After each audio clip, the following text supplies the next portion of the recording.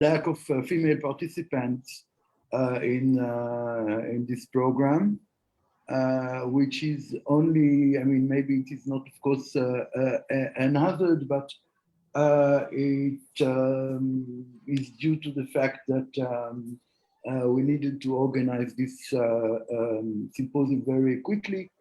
So it is among friends, and the only female friend that I had in mind already told me a long time ago that she's completely taken, and so this is what it happened. It is not meant to be that way. Again, one more thing also to say that it's, as I said, it was created very quickly, or over maybe a week or so, by Inval Hetzel, who is with me, and by me, and of course, in collaboration with the Department of Architecture at BEZALEL and Savita College and CARE in Trichy. So all this event is for those who are not who are coming here for the first time. It is held at the occasion of our summer studio in India, which this time is conducted online, as I said, in collaboration with Savita and CARE, two schools from the state of Tamil Nadu in southern India. So I will just start with sharing the poster, if you don't mind, and just say a little word about those two pictures, which seemingly looks like a little bit like a collage, but it is not actually. It is just a juxtaposition of two photos, one of the Institute of Indology of Balkrishna DOSHI.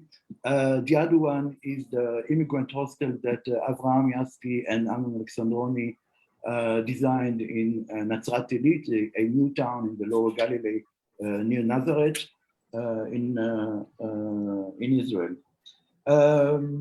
DOSHI was born in 1927, so was Yaski, who passed away in 2014, if I'm not mistaken. Alexandroni, who passed away a couple of months ago, was born in 1929. I had the chance and to know all the three of them. There was, I think, even one time, in one occasion, I saw Yaski and DOSHI in the space of less than 1 week. They were quite, I mean, there are quite three different personalities, but as you can see, sometimes there are quite huge resemblances between their project. So that is to say that I'm going between those two worlds for quite some time, between DOSHI and Yaski, but also perhaps between Sept and BEZALEL, or CARE and BEZALEL. So it's been quite some time that I really want to bring those two words that are quite familiar to me together. So of course, I don't think that we will be able to discuss everything, but I would consider this day as just the beginning of quite a fruitful discussion. So just to say what we are going to do today, I would read you a little bit my presentation to say that in the late 40s, in only a few months difference, both India and Israel were relieved of the British Empire's rule and had to constitute themselves as, for the first time in their histories, as modern independent republics.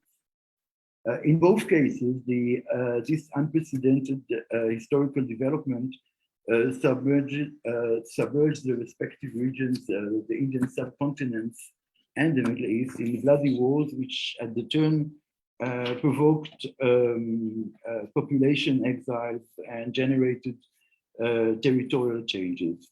So based on their British colonial heritage and infrastructure, both India and Israel had to rebuild their newly reshaped territories according to their new national projects. Strangely, this symposium would be the first time that those two architecture modern traditions or worlds meet. There are great similarities, as you can see, also in their respective stories, but also huge differences. And as I said, we are interested in both. So as a prelude to all this discussion, we will start going back to South Africa at the early 20th century and to the close friendship between the young Mohandas Karamchand Gandhi and the Jewish German architect Hermann Kallenbach. This friendship had a major part in the shaping of Gandhi's views and thought. But unfortunately, as I hope we'll see, it did not bridge the gaps between those two national movements, the Indian and the Jewish. The middle session would be dedicated to those two respective modern architectural traditions that emerged from both national projects, mainly developed in the 50s and the 60s. Perhaps I would provide a certain prelude, which I already promised my students anyway. So those two traditions were both inspired and influenced by common sources such as Le Corbusier, brutalism, Siam, or other international tendencies. They had sometimes identical programs like new cities and new institutions, but despite those similarities and affinities, this platform would be in fact the first time that those, as I said, those two architectural worlds actually and formally, may I say, meet. And as to the last session, we were honored to dedicate it to the life project of the architect, Indian architect Balkrishna DOSHI, which in the 1950s, with a little help of friends such as Le Corbusier or Louis Kahn, DOSHI practically inaugurated the modern architectural tradition in India and has been pioneering and leading it ever since. So this is, of course, a great honor. So just I would like to present you all our guests, and I will do it in the order of their appearance. So of course, DOSHI would have his own presentation in its time, but in the first session, we will listen to Dr. Shimon Lev. He's an artist, a curator and a researcher specialized in Indian studies, focusing on the relationship between the Indian and the Jewish civilization. Lev created and exhibited in numerous solo and group exhibitions in Israel and abroad, and published widely in the fields of Indian studies, culture, and art.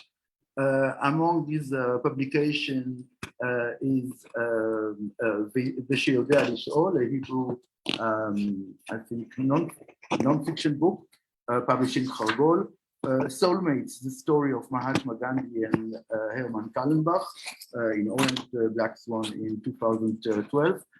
From Lithuania, to Santi Ketan, Shlomit Flam and Rabindranath Tagore, and also a book called Clear the Path of India, the cultural political encounter between Indian and Jews in India.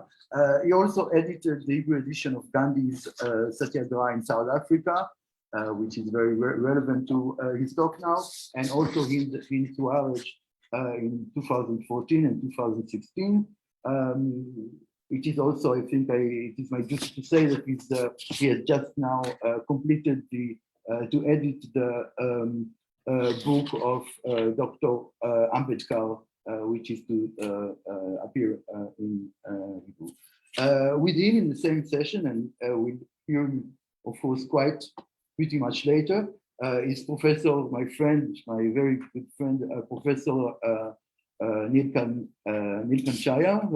He's an academic and practicing architect in Ahmedabad for nearly 40 years. I think Kenyan born, right? Nairobi born. He taught for 26 years at SEPT University, Ahmedabad, from where he retired as Dean of the Faculty of Architecture in 2013. I think after many, many years of being the Dean of SEPT. Since then, he has been adjunct faculty at the Trichy Institute of Art, Design and Technology in Bangalore, where he holds the UNESCO chair at present. He has participated in conferences in the field of architecture and human habitations. Over the last few years, he has coordinated the Gandhi Heritage Sites documentation project. His architecture practice is focused on culturally and environmentally appropriate design and has emphasized the innovative application of local skills and materials. He edited Harnessing the Intangible, the collected essays on the work of Balkrishna Doshi, published in 2014 at the National Institute of Advanced Study in Architecture. I think it was at the occasion of a larger retrospective exhibition of Doshi's work in New Delhi. So I think I will stop with all those presentations right now. We'll present the other speakers in their proper sessions. Maybe perhaps I don't see Durganand. Is he here? Yes, I'm here. So let's present Durganand and Tzvi. So I'm very happy to see here Tzvi Efrat, which is I might say an old friend and one of my best enemies, I might say. Tzvi has been quite for I think 8 years. He's been heading the architectural department in BEZALEL. He's an architect and architectural historian. He's partner at Efrat Kowalski Architects. His book, The Object of Zionism, The Architecture of Israel, was published in 2018 at Spectre Books in Leipzig. And he also, it's important to say, curated the very seminal museum show exhibition titled The Israeli Project, with 2 volumes of a Hebrew catalog, which makes him, of course, the most relevant speaker to present, to showcase the Israeli architecture in this period. I would also like to present you Durganand Balsavar, also an old friend of mine. Professor Durganand Balsavar is the Dean of the Vita College of Architecture in Chennai, which is quite a new school. He worked in the atelier of Balkrishna Doshi and collaborated with Laurie Baker. Or I think I got the wrong text. But anyway, yes, I got a little bit mixed up. Anyway, he worked also in Paris with Bernard Cohn, a very well-known Parisian architect, and over the last 3 decades, he has been involved in urban design of cities as well as disaster mitigation. He's founder of Artists Human Settlement Research Collaborative, as well as of Roots Fellowship for Young Architects, and also has this beautiful and essential and really serious series of video casts. I hope this is how you call them, of interviews that he conducts with architects and historians and theorists. So this is quite recommended to look for it at the YouTube. So I'm finished, and we will start now with Shimon Lev, and with this really fascinating, sometimes even I would say a little bit sad story about love story, maybe between India and Israel. So the floor is all yours. I'm stopping sharing, and you can, at your spare time, share your presentation. Shimon, thank you. Okay, thank you very much. Do you hear me? Yes, yes. Just have to go. Okay. Trying to go for. Okay, thank you very much. First, I want to say that next year it's the 30 years for the India and Israel full diplomatic relationship. So in a way, this conference is a very good timing.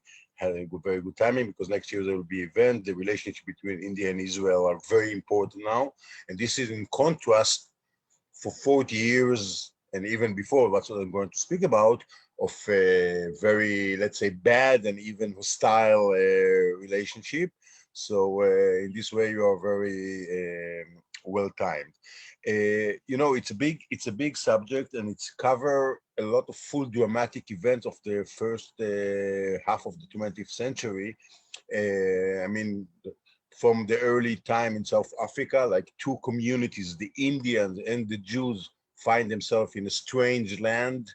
And actually, I would say even more than that, that you can say that the first real meeting between the two communities, I'm not speaking about the Indian Jews, this is another story, but most Indians didn't meet Jews and most Jews didn't meet Indians, and the real first personal community meeting were in South Africa.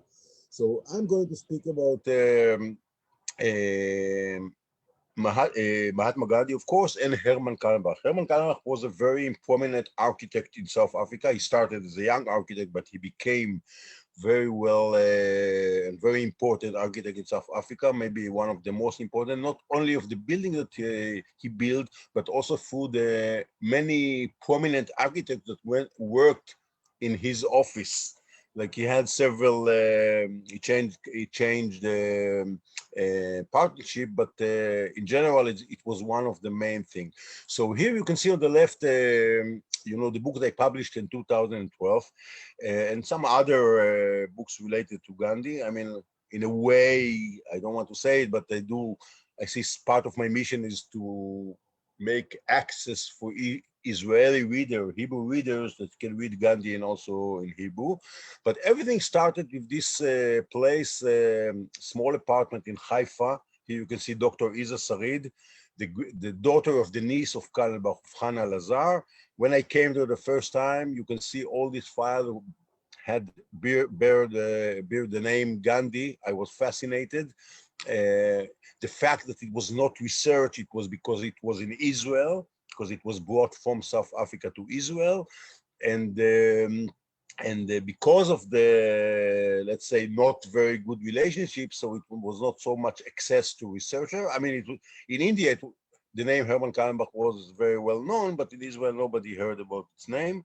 It took me 5 years to work on this project, 1 year until I got the permission to start to make copies. And luckily I did so, because now the whole archive was sold to India, like in 2012, for $1,200,000. And it's very difficult to access it. If people know how to work, it's not easy to work in Indian archive.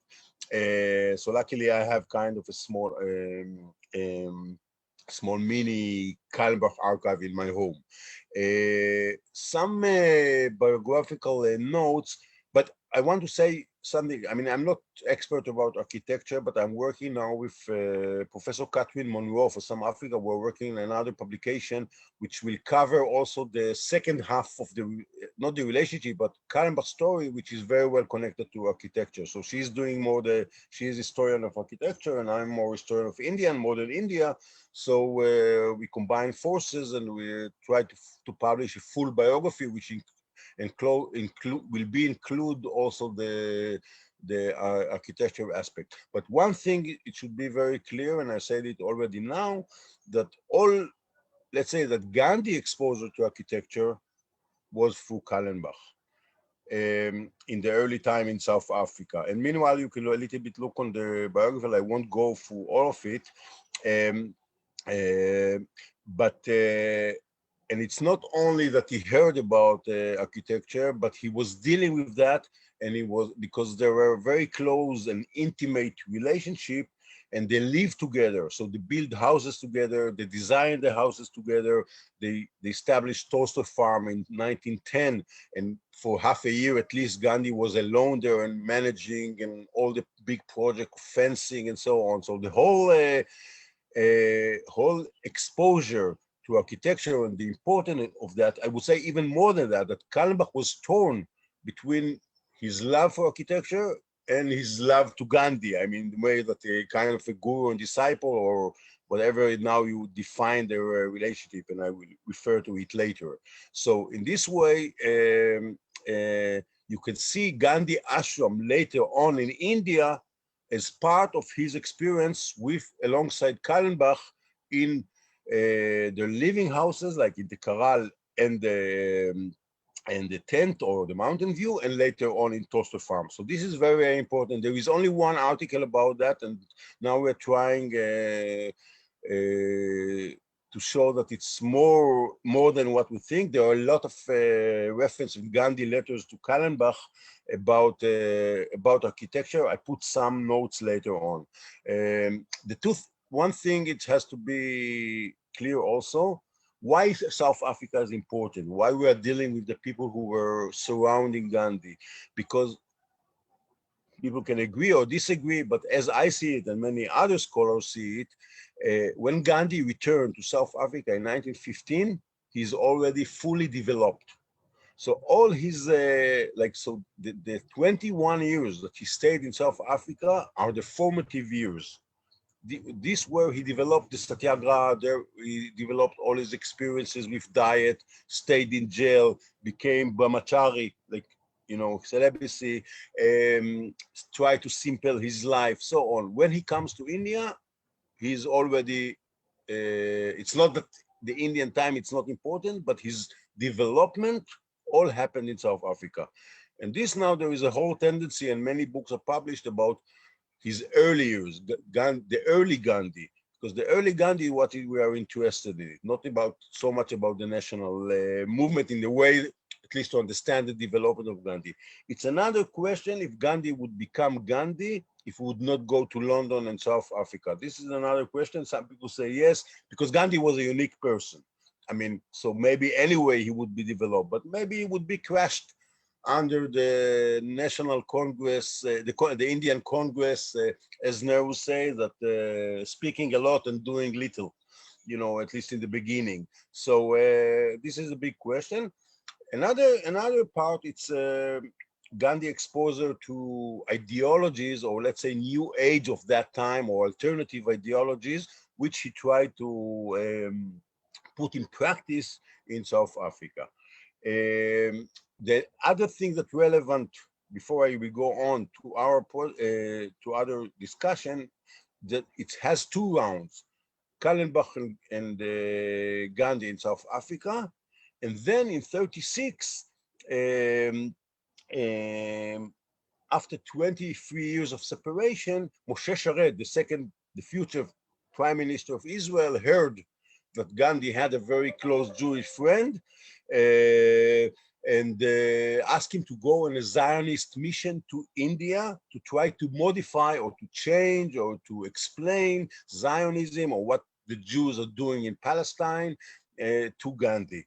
As Sharon said, it didn't work out, but it had some it had some results. I mean, we cannot say that it doesn't have results. Here you can see Kallenbach grave, which is now located in Kibbutz Dgania, near the grave of A.D. Gordon. It's not his, he was cremated, he died in 45, he was cremated in South Africa, and his family brought the ashes secretly that the Rabbanut will not know about it. This is another story, but it's not just a nice story because both of them shared, you know, Kibbutz Dgania, the first kibbutz, and Tolstoy farm was founded in the 1910s. So the labor, or the religion of labor, as we like to call it, it has very relevant aspect to this. So it's intentionally Kallenbach is buried in Kibbutz Dgania. If somebody will go there, I mean, when I was there, all the people that the kibbutz, well, they never heard, they didn't know about the story. Just to say one thing, that Kallenbach was born in Lithuania, so now the Lithuanian with some political aspect, like a few years ago, built, I can say, part of, because of my book, but they built a joint sculpture facing Russia in terms of non-violence, things like that, you know, the big Russia.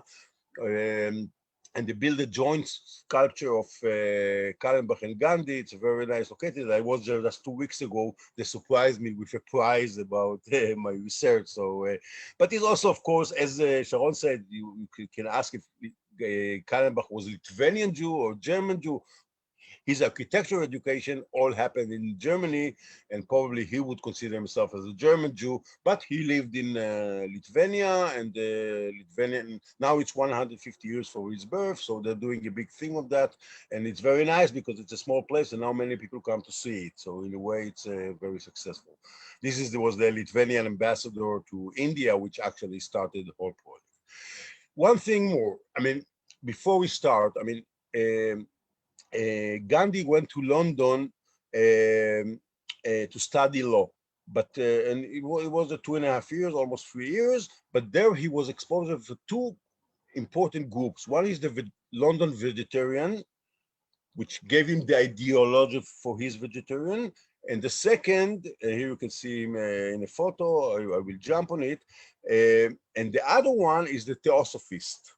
And most of Gandhi, when Gandhi moved to South Africa, so most of his white or European supporters, most of them, not all of them, most of them came from the theosophical circle.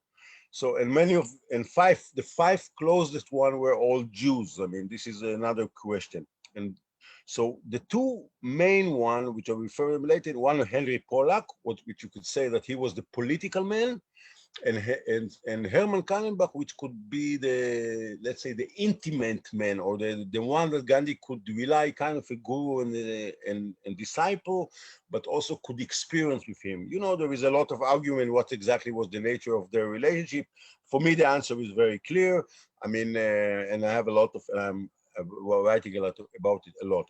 But these two groups, and this is very important, gave Gandhi and many other intellectuals, especially the theosophists, this kind of self-confidence in the Indian tradition. Suddenly these theosophists, they speak about karma, they speak about, they want to read with Gandhi the Bhagavad Gita, you know, with the, so he could read it on, he could not read it in Sanskrit, so he read it in the famous translation of Edwin Arnold. So all this exposure to the, let's say, the Christian filterized, which has a lot of Christian aspect, about the wisdom of the East, it was very important for many, many Indian intellectuals. So there are many different alternative groups that Gandhi was exposed, but then he moved to South Africa. The main thing, of course, was Tolstoy. So Tolstoy, you can see Tolstoy and Gandhi as kind of the two big prophets of nonviolence. In the later years of his life, Tolstoy was interested in his essays. He was not interested anymore in his literature. This is for him much more important. You can see what Gandhi is writing about the book Kingdom of God. Is very important, and also about the book Confession that you can see in this slide. But you can see them as a shift, like Tolstoy died and Gandhi is replacing him as the big prophet of nonviolence. Most of his also, so all this group of alternative like Theosophical, Tolstoyan, these were the best recruiting ground for Gandhi for his supporters. Another important person is John Ruskin, which Henry Pollack gave this small booklet unto this last to Gandhi, and later on Gandhi established the first alternative settlement, Phoenix Farm. For this, you can see a very nice, Kalmbach was a very good drawing. So this is a drawing that he did in 1908 about Phoenix Farm. It was like what we would say in Hebrew, kind of Moshav Shitufi. But later on, they established a Tosler farm, which was more important. But here you can see how it looks today. But before that, one thing more, I have a word, Gandhi said in 31, I have a word of fraud among the Jews. In South Africa, I was surrounded by Jews. And this is really true. The 5 closest supporters of Gandhi, you can see Sonia Slezhin, his secretary, Kallenbach, Henry Pollack, Isa Gabriel, which was the only one who died because of the Indian struggle, and Louis Switch. All of them were very important. Even his main opposition, Iyer, said that they are the prime minister of Gandhi. Kallenbach, Pollack, and Isa Gabriel were in jail because of the struggle. So there is a big argument if they're later on it's relevant for the Jewish supporting or the what now, you know, now in South Africa, every Jew say that he was against the apartheid, which of course it's not true, but relatively many Jews, or at least in the number, in the percentage for the population, supported Mandela. Of course, the community itself was not. And also the community itself in the time of Kallenbach and Pollack were also not. The only thing they wanted not to be identified with the Indians. But the individual, they were supporting. So I have a big argument with Professor Gidon Shimoni about it. At least, I don't know about the apartheid time, but I know that at least during the beginning of the 20th century, all these Jewish supporters, the reason they gave for their support was that we as Jew, we know what is to be discriminated, and this is why we are supporting the Indians. So for me, this is enough. I mean, at least what they interpret as Jewish values. But this is a unique phenomenon. Now, Kallenbach and Gandhi live together. They lived, and this is very much connected to architecture. So the first place is called Kral. It's a building that Kallenbach built. Today it's a boutique hotel in South Africa.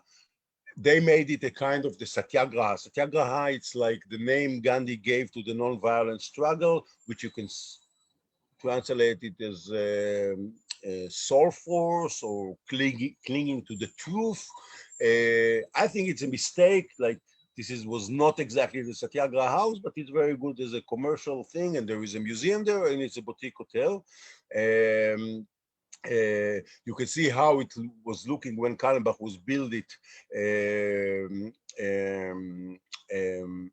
the beginning, but it's very important because from this place, Kallenbach sent a letter to his brother, Dr. Simon Kallenbach, which was living in Memel, Klaipeda today, which, and you can imagine his Burganese family in Europe getting this letter that I'm living with an Indian. We don't have servants. Imagine a white person in South Africa doesn't have servant. This was completely unhearable. Like black servants. We don't eat meat when we don't have sex. This is very relevant to the question of what was the nature of their relationship. You know, there is all this that they were homosexual relationship. I think it's not true. I mean, you have to understand Gandhi terminology, and also, you know, Kallenbach say, you know, I don't have sex for 18 months, so, you know, it doesn't work. And also later on, he had an affair with his wife of Kennedy, like his main partner for many years. But this is a very, very important. I will go on. You can see how it was looking. It's very, very nice house. It was designed as the African, or what's called the native houses. This was, it's no Karal. It's very, very interesting. I have also the plans of these houses, but it's very interesting. So here is how it looks today, and this is the museum which they made from this place. The second place, which is called the tent or mountain view, it's you can see here Gandhi, Kallenbach, Gandhi's son. This is not clear. This is with this we cannot identify it, but this was when it was built. One thing it's very important to understand. You know, Kallenbach came from the German education of doing things alone. And this is very clear, like he was a very good carpenter, he was a good gardener, he was athletic, he did a lot of sport. You know, think about India with the caste system. And so this was very, very alien to Gandhi. And this is very big part of their relationship. And you have to understand the transformation that Gandhi went through, starting to do things by his own hand. And this is very also relevant to the Zionist movement, you know, of this revolution of living the unnatural life in diaspora and starting to be productive. So in this way, you can see the importance of labor in the two national movements. One from the Gandhi side of reform in the Indian society, cleaning the toilet. You know, Gandhi said that his mission in India is to clean the toilet, and Modi today using it for the full extreme, trying to present Gandhi as Modi, the Indian Prime Minister, as what is the message of Gandhi? Clean toilets. And this, of course, it's ridiculous. I mean, there are other things, but the reform in the value of labor or the ethical, religious aspect of that, it's very, very important. Here it's how it looks. It was a very far area at that time in Johannesburg, and you can see how it's not accessible, and you can go, one can roam about half dressed and enjoy one full liberty. So it was kind of alternative life. And this, what I'm trying to say, that Gandhi through Kallenbach was exposed to architecture. So I will give you some example. You know, Kallenbach was torn all the time between, you know, they try to live the simplest way, the poorest way. Whenever I don't have money, I say that there were a lot of very important people or serious people that what they wanted to have less money. So it's a good, you know, it's good to remember it from time to time. But I can give you, so he was pushing him to study architecture. And this is about the mountain view. I will say nothing about the proposed new home, which was Kallenbach was building. My hope that this will not this time have a aristocratic simplicity, but simple simplicity. So it's very much relevant to later on also to Tolstoy. And then Gandhi, I'm gaining a great deal of experience. We should discuss all where we meet. So Gandhi was very much involved also in a lot of architecture aspects. I would certainly like to poke my nose into it and play the architect and give some of the new flank notion I'm bringing with me. He's writing it from London. And this is very nice. I'm surrounding my judgment of yours in Gandhi, like Kallenbach writes to Gandhi in architectural and several other matters, but it wouldn't be false in either case to consider me as hypnotized by Mr. Gokhale, the Indian leader who visited South Africa and his political patron, or by you. So, you know, Gandhi also kept his independence. Okay, so this is how it looks today. Now it's a private house, but they kept, you know, it's a very small, round, very interesting. I was allowed to go in and to photograph. It's a very interesting, and you see the roof. So this actually where Gandhi and Kallenbach lived together in this place. But one thing, when Gandhi all the time was afraid about the love of Kallenbach to his house in Mountain View. Kallenbach put a lot of energy. So in a way, he wanted to keep him is under control, Kallenbach, to keep Kallenbach under his control. And so also we tried to force Kallenbach to sell it. Kallenbach didn't sell it, even when he left to India or to London with Gandhi. I will go on. This is how it looks today. And this is the plans. For example, another very interesting thing, Kallenbach lost a competition about the synagogue. And Gandhi write him, you should be proud. This is for all of the BEZALEL architecture. So you should be proud that somebody copied your plans and got this is a very Gandhian way. You have to be proud that somebody don't make an issue from that. The main thing, and this is the main important thing, which it was a much broader prospect. This is what we call Tolstoy Farm.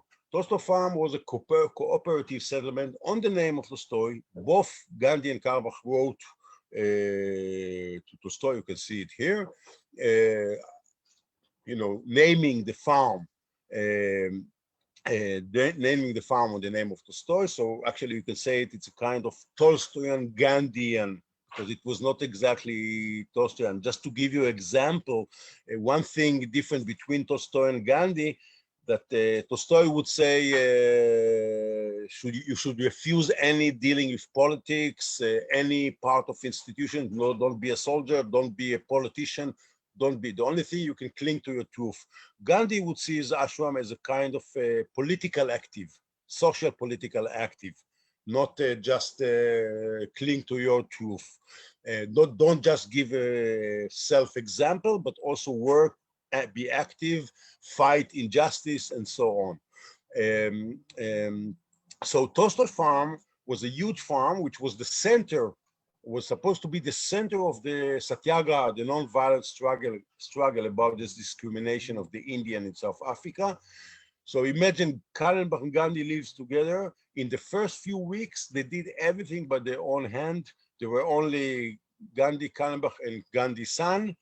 Manila, they rolled the stone, they built the houses, very simple. So this was, how I would say, this place, for all their life, both of them were longing for this period. This was the most beautiful, most powerful period in their life. This is very clear. You can see later on the pioneers. This was published in Indian Opinion, Gandhi newspaper in England. You can see Kallenbach and Gandhi.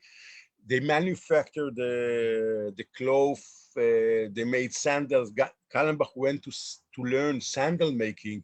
You will see later on that all the time they are wearing sandals, like exactly כמו סנדלים תנ"כיות, like Bible sandals, which is very common in Israel, and it's not. And there is a reason for that. It was a very. Today we could envy all the recycle, cooperative, using, not wasting anything, very, very alternative and very sophisticated farm. And one thing is very interesting, as I said before, Kibbutz Gania and Tolstoy Farm was established in 1910. You can see here Kibbutz Gania, you can see the photo of Tolstoy Farm, and it's not, nobody really worked on it, but A.D. Gordon was titled the Zionist Tolstoy, or the Jewish Tolstoy. So you see all this world cooperative settlement, which were in Canada. Manya Shochat went to Canada there were many groups around the world. Most of them failed. There were in England a lot of Tolstoyan settlements. So you can see this, you have to see this view as something that, to check the Tolstoyan movement around the world, and you can see a lot of, as we know, a lot of Zionists were influenced from Russian and from Tolstoy, and this was part of the Zionist, let's say, revolution in this way of, working on your hand. It's not the only reason, but it's a part of it, and nobody really wrote about it yet. Nobody checked Tolstoy as a global phenomenon, like the Tolstoyan settlements. You can see here, and this is very interesting, part of it, they were used to walk by foot. You know, you want to save money as much as possible. So you can see a picture of Tolstoy, which published again in Indian opinion, like Gandhi newspaper, like he leaving the farm and arriving to Johannesburg. It was about almost 40-kilometer walk. They used to start like 1 o'clock, 2 o'clock. There was kind of competition who is going it the faster, and you can see the respect. So I would even suggest that Kallenbach was very important to Gandhi because he could show him as a kind of another Tolstoyan that make a reform, somebody who was living very rich architect life, and he simplified his life, cut his expenses, and lived together with the Indians working with the hand. You can see again photos of Tolstoy farm. Everything was very simple. It was a common kitchen, of course, vegetarian, but Kallenbach, a lot of sport and health issues. They also opened an alternative school, which Kallenbach and Gandhi were the main teacher. So here another newspaper published a big article about in South Africa about the Tolstoy of the East, about Gandhi, but you can see the farm, they planted a lot of trees. Tolstoy farm today, I will jump. So as I said, the religion of labor. But what is important? In 1911, the Satyagraha struggle was on hold. So Kallenbach could go to visit his family in Lithuania and in Germany and Russia. He went between St. Petersburg, Memel, and Berlin and other cities. It was kind of a mission. There was agreement between Kallenbach and Gandhi. It was a pilgrimage. So imagine bringing this Gandhian message to these Jewish Burganese families, which thought that he is completely crazy, trying to convince him to eat only 1 meal a day without salt, symbolize their life. Here you can see him during his visit. But during this time, and this is very important, for almost half a year, Gandhi was managing alone the farm, and in the diaries of Kallenbach, it's full with reports that Gandhi is sending to Kallenbach about the fencing, about building dams, about the contact with his partnership, Kennedy and other architects. Gandhi gained a lot of experience because he was responsible. I mean, the money, of course, was Kallenbach money, but he was managing alone the farm. This is how it was look in 97 when Kallenbach was visiting with his lover, the wife of his partner, Alex Kennedy. And this is how it looks today. There was a big issue why it's very difficult. It's a bit dangerous to go there today, and nobody has the funds to do it, but it's a big pity that there is nothing there. It's a very important. This, you can see Tolstoy farm as the prototype of Gandhi later ashrams in India. This is very important. And Gandhi gained a lot of experience. It was, if they lived together alone, what I call two-man ashram. So in Tolstoy farm, it was much bigger enterprise, and Gandhi experienced, let's say, be a leader of a mass movement and a lot of people. And as I said in the beginning, was fully developed at this time. In the end of Tolstoy farm, Gandhi, all his components in his social, religious, moral doctrine was already there. I will jump just to see, here you can go on it very quickly, like to see the difference in the how they consider work. Kallenbach was very important to him as a German Yeke, you know, making the plans straight in lines and so on. And of course, Gandhi was a little different. One thing is very important, and this is the question, what Gandhi knew about Zionism. So this you can see is that Gandhi was aware about Zionism already quite early. And this is a question, this is a big question in the research.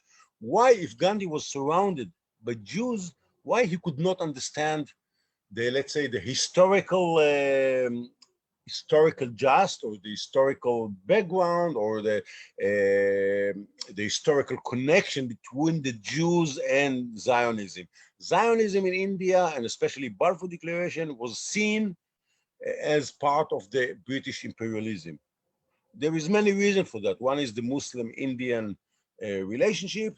The second, that there were very only minor Jewish communities. So if somebody in Europe was, even if he was anti-Semitic, he knew the connection, or what he thought, or what the Jews said, it's the connection. In India, it was different. People were not aware. What they knew about Judaism and about Zionism, it was mostly seen through the perspective of the British colonialism. And in some way, it was true. The Jews in the beginning, or the Zionists, they needed the British protection. And Balfour Declaration was seen as that. And this is relevant to the second part. Only one thing more, and on this way, Sharon, you have to tell me how much time I have. Less than 10 minutes. Okay, 10 minutes, this, I think it's fine. The Big March, which is the peak of the struggle in South Africa. And this is just to say that Toaster Farm was abandoned by Gandhi in January 1913, and this was a big catastrophe for Kallenbach. In a way, you can see the life of Kallenbach also as a tragedy. He was so close to Gandhi, and 2 times Gandhi in a way betrayed him, let him spend a lot of money, and suddenly, for example, left the farm. We will come to the second part immediately. But Gandhi wrote to Kallenbach, in the next few months, it will be the month of your life. And then there was started what we call the Big March, or the third wave of Satyagraha struggle, November 13, when was the big struggle. And then you can see thousands of Indian workers in the mines and in the plants march cross the border in order to be arrested. Gandhi found himself leading a mass. He was not prepared for that. And the man near to him was Kallenbach. Kallenbach was responsible for all the organization, all the, how do you say it, all the feeding the people, arranging them, leading camps, he and Pollack. But mainly Kallenbach. Mountain View, his house was the headquarters of the struggle. So this is why I think that Mountain View is more the Satyagraha house than the Corral, which they made now in the hotel. This was really the main, here you can see Gandhi, oh, it's in Russian. Here you can see in the middle of the struggle, we didn't speak about Sonia Slezhin, Gandhi, amazing secretary doesn't give the full what she did. She was leading the struggle. She was not daring. She was very feminist for her time. She was not afraid of Gandhi. She was mocking him a lot, but she was a very, let's say, when Gandhi and Kallenbach was in jail, and also when Gandhi was in jail for many times, so she was the center. All the Indians came to her.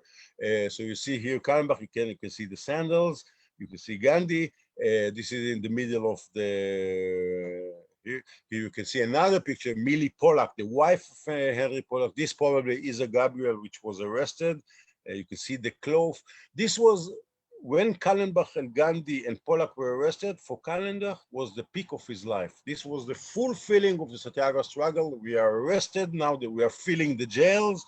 And, you know, the Satyagraha is not only, it's like the aim is to transfer to make transformation to your, not to defeat your enemy, but to transform him. And the way was through filling the jail.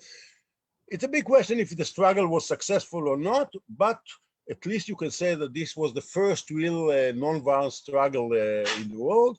And in a way, the government modified some of the discrimination laws. So you can see it a kind of success. Later on, of course, it proved wrong because, you know, all the apartheid and so on, so South Africa. But Gandhi understood at that time that his big role is going to be in India. And as I said, his, let's say, preparation for his big role in India was all done in India. Okay, I'm jumping. They left South Africa. Kallenbach left all the thing, and then World War started. Unfortunately, Kallenbach was arrested as an enemy citizen. Gandhi continued to India. You can see, for example, his diaries from the jail. This is the second tragedy. He left all his property, all his big name in South Africa, and found himself for 2.5 years in jail. It's not clear when he was released, but he renewed the contact He was working in the hospital there. He renewed his he renewed in contact with Gandhi only in 20 when he came back to South Africa. So this is a very nice story about Kallenbach, that after this big tragedy of, he didn't make it to India to be Gandhi right-hand man, but found himself arrested in England, but he was able to establish him again as a very prominent architect. And the second biggest career was as an architect in South Africa. But in 31, and this is, we're coming to Gandhi objection to Zionism. Gandhi, after the Sultanate, was already very famous. He gave a very important interview to the London Jewish Chronicle. And in one sentence, Zionism should be inside. It's a spiritual thing. You don't need earthy, actual place. Of course, the Zionist leader didn't like it.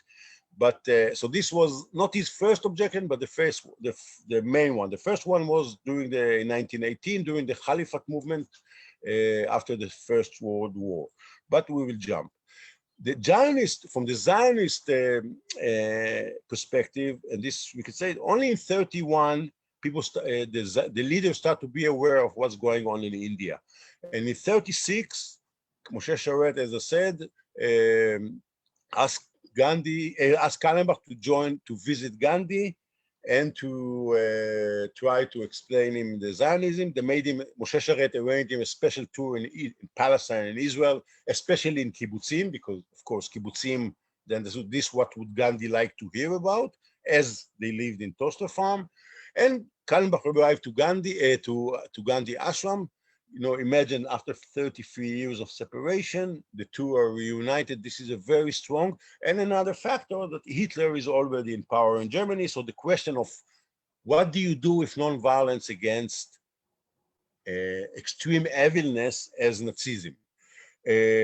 I'm sorry about the Russian, I don't know, but I will jump. In 38, and Kallenbach explaining Gandhi's Zionism. Gandhi also influenced Kallenbach, explaining his problem, the question of Indian and Muslim in India, which was already in the peak. Imagine 7 years after that, Pakistan is created, Muhammad Ali Jinnah. But in 38, this is very important, Gandhi published his famous article, The Jews, which is say that the Jews in Germany should offer satyagraha, resist, but non-violence, and would be willing to be sacrificed in their millions, what happened, and also relate to the question of Palestine, that the Jews can only go to Palestine if by the goodwill of the Arab. Of course, it was not practical.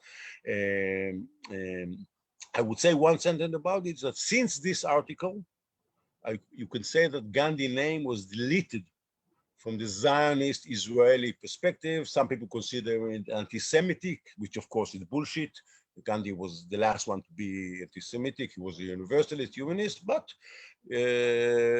for many years it was deleted because of his objections. So I always say that it's time to look on Gandhi not only through the narrow Zionist perspective.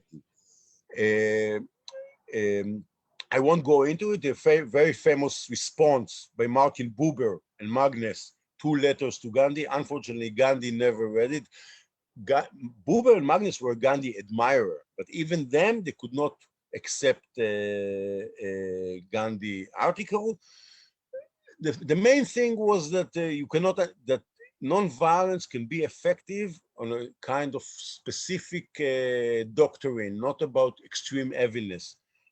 Like the atom bomb, the pilot, when he throw atom bomb, he doesn't care if somebody down is making non-violence or not. You cannot transform anyone. There is no connection between the oppressor and the oppressed. And this, what they said, this is actually the case in Germany. You cannot be a leader in Germany because immediately you will be killed. And then, so the only thing is relevant is the sanctity of life. But one thing is very important, after the Holocaust, what Gandhi had to say. And after the he said, what do you want? I was right. שמעון, נגמר לך הזמן. אם אתה יכול, דקה אחת וזהו ככה לסכם. Okay, only to end it in a mystery, Prayarlal, Gandhi's secretary, later on in the 50s, 60s, has this very ambivalent thing. in a way, and what I'm trying to say is that now it's very relevant in the research that Gandhi modified his views about Zionism. There is some proof about it, but he was not any more relevant in the politics. And to conclude it, to say that actually you can say that for the Congress Party, Gandhi gave the moral reason for objecting Zionism, but Jawaharlal Nehru gave the political one thing. But Gandhi already understood at least the historical connection between the Jews. He said to Cindy Silverman, a British Parliament member, that if we say that the Arabs were there first, so the Jews were there before, so there is at least historical claim, but of course we should keep non-violence. So thank you very much. I hope it gave some picture. Of course, later on, I would be happy to hear the Thank you very remarks. much, Shimon. Thank you. Thank you very much for this fascinating story. And we'll have some comments from Professor Neelkanth Chhaya. Would you like to comment? Yes. Yeah, Dr. Lev, thank you very much for that talk. I really enjoyed listening to you. I would not go into the larger dimensions that are relevant to the Gandhi-Kallenbach relationship and the India-Israel relationship, as you have brought out. Both these parts of the world, both the parts of the world are suffering from the problems or the violence that arises out of the connection to the land. And whereas both Kallenbach and Gandhi are looking at being active on the land rather than owning the land, which I think is a very interesting, different view, which they've both taken. But I wouldn't want to really go into that. That's not my area of understanding. Let's talk about architecture. And if I visit any ashram in India, especially the ashram at Ahmedabad and the ashram at Wardha, I can see very much that Gandhi must have learned a lot from Kallenbach. There's a sense of geometry, there is a sense of dimensioning, there is this understanding of carpentry and masonry, there's an understanding of how to organize a place, how the activities can interlock. So would you like to say something about Kallenbach, what Gandhi would have learned from Kallenbach about architecture specifically? Okay, so I put in the presentation only few examples, but I would say that, I mean, Gandhi exposure to the concept of architecture, of the importance and the thing that it's a whole world, it was all done and in a very important stage by Kallenbach. And that's what I try to say, that there were at least 3 building projects: the Corral, Mountain View, and the Toaster Farm, and also, of course, Phoenix Farm in the beginning, which also Kallenbach was visiting and all the time advising. So there is a lot of reference, and I think it's a good idea to publish something about this as from the architecture perspective, and also the need to study. I mean, and also Gandhi was very much involved with the problem with Kallenbach partnership. And as I said, he was aware to the craftsmanship of making things by wood, because there is a lot of argument. For example, when Gandhi left Toaster Farm, he took Kallenbach tools with him to Phoenix Farm, and then Kallenbach demanded that he will bring it back. So, they were sitting, walking 40 kilometers, thousands of times. So they were talking, and this was and also I hinted that Kallenbach was torn between his love to architecture and let's say the need to in a certain point to decide, or to be in Gandhi and to go to India to be his second-hand as a handman, or like his ashram organizer and so on, and then for his love for architecture. So in this way, I cannot say what he learned about spaces or architecture, but the whole concept of architecture, all Gandhi exposed it as, and also the Western architecture, because Kallenbach is considered one to bring modern architecture, one of the one who brought modern architecture to South Africa. So all this international aspect, this is also Gandhi was exposed through Kallenbach. Yes. The only one thing more, short sentence, that also later on, there's several references that Gandhi writing, I wish you would be here, you would do it differently, you could advise me how to deal Sabarmati Ashram, you could advise me how to do Warda Ashram, and so on. Yes. So another thing you talked about was the alternatives, Theosophy, Tolstoy, etc., etc. So I was just thinking that the architecture itself, that when they built the houses in South Africa, it's a kind of alternative.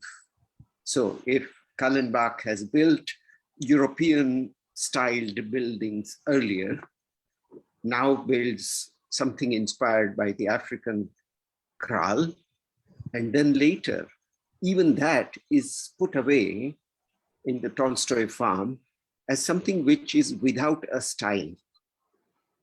And it's very interesting. It becomes more and more simplified and bare and starts having its own voice, rather than voices which are alternatives or selections. The same thing happens to Gandhi in India. He starts by living in bungalows, which are an English form of house in India. But then at Sabarmati, the Hriday Kunj and the other buildings move away from the spatiality of the English bungalow and open up.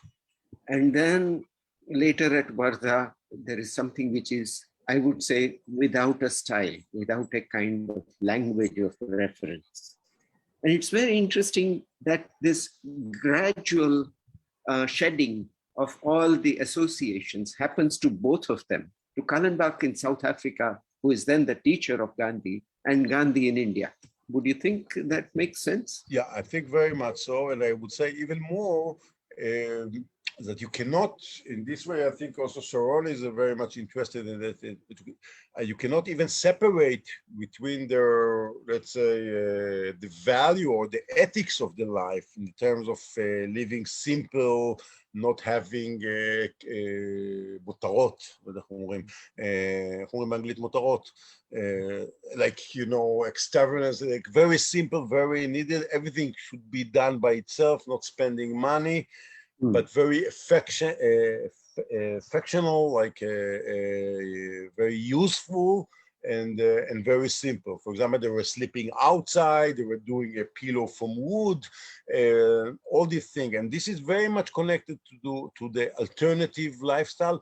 What I mean by alternative, and this is very important, you know, we are, especially in Israel, what we know about Gandhi, you know, political leader, the father of the nation. Maybe if Gandhi was was the key for giving India independence, which of course it's not true.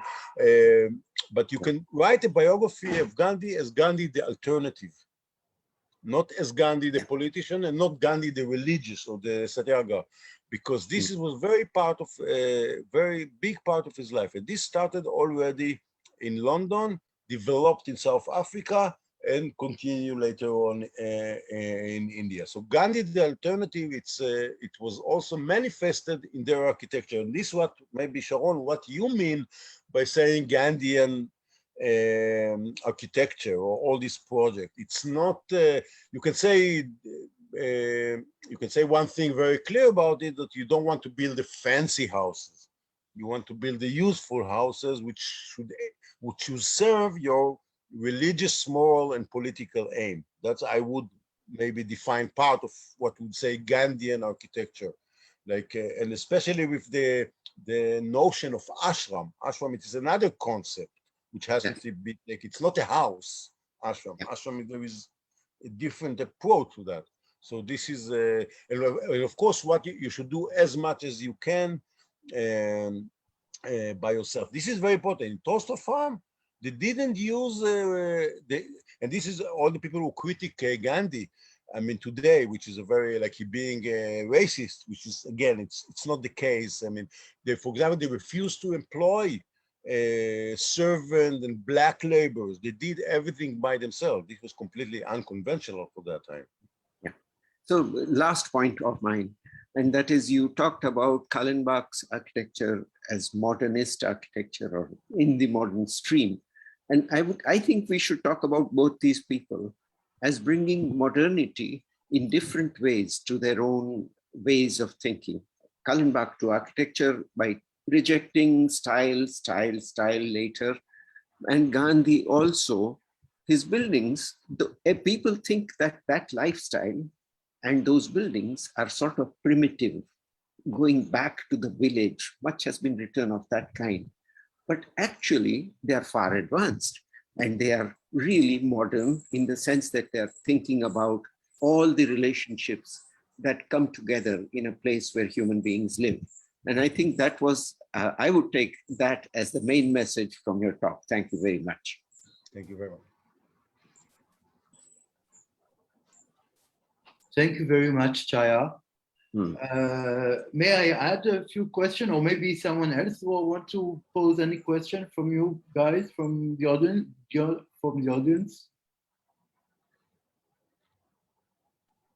You are most welcome. Meanwhile, perhaps you would like to explain us, Shimon, what's the difference between the upper house and the lower house?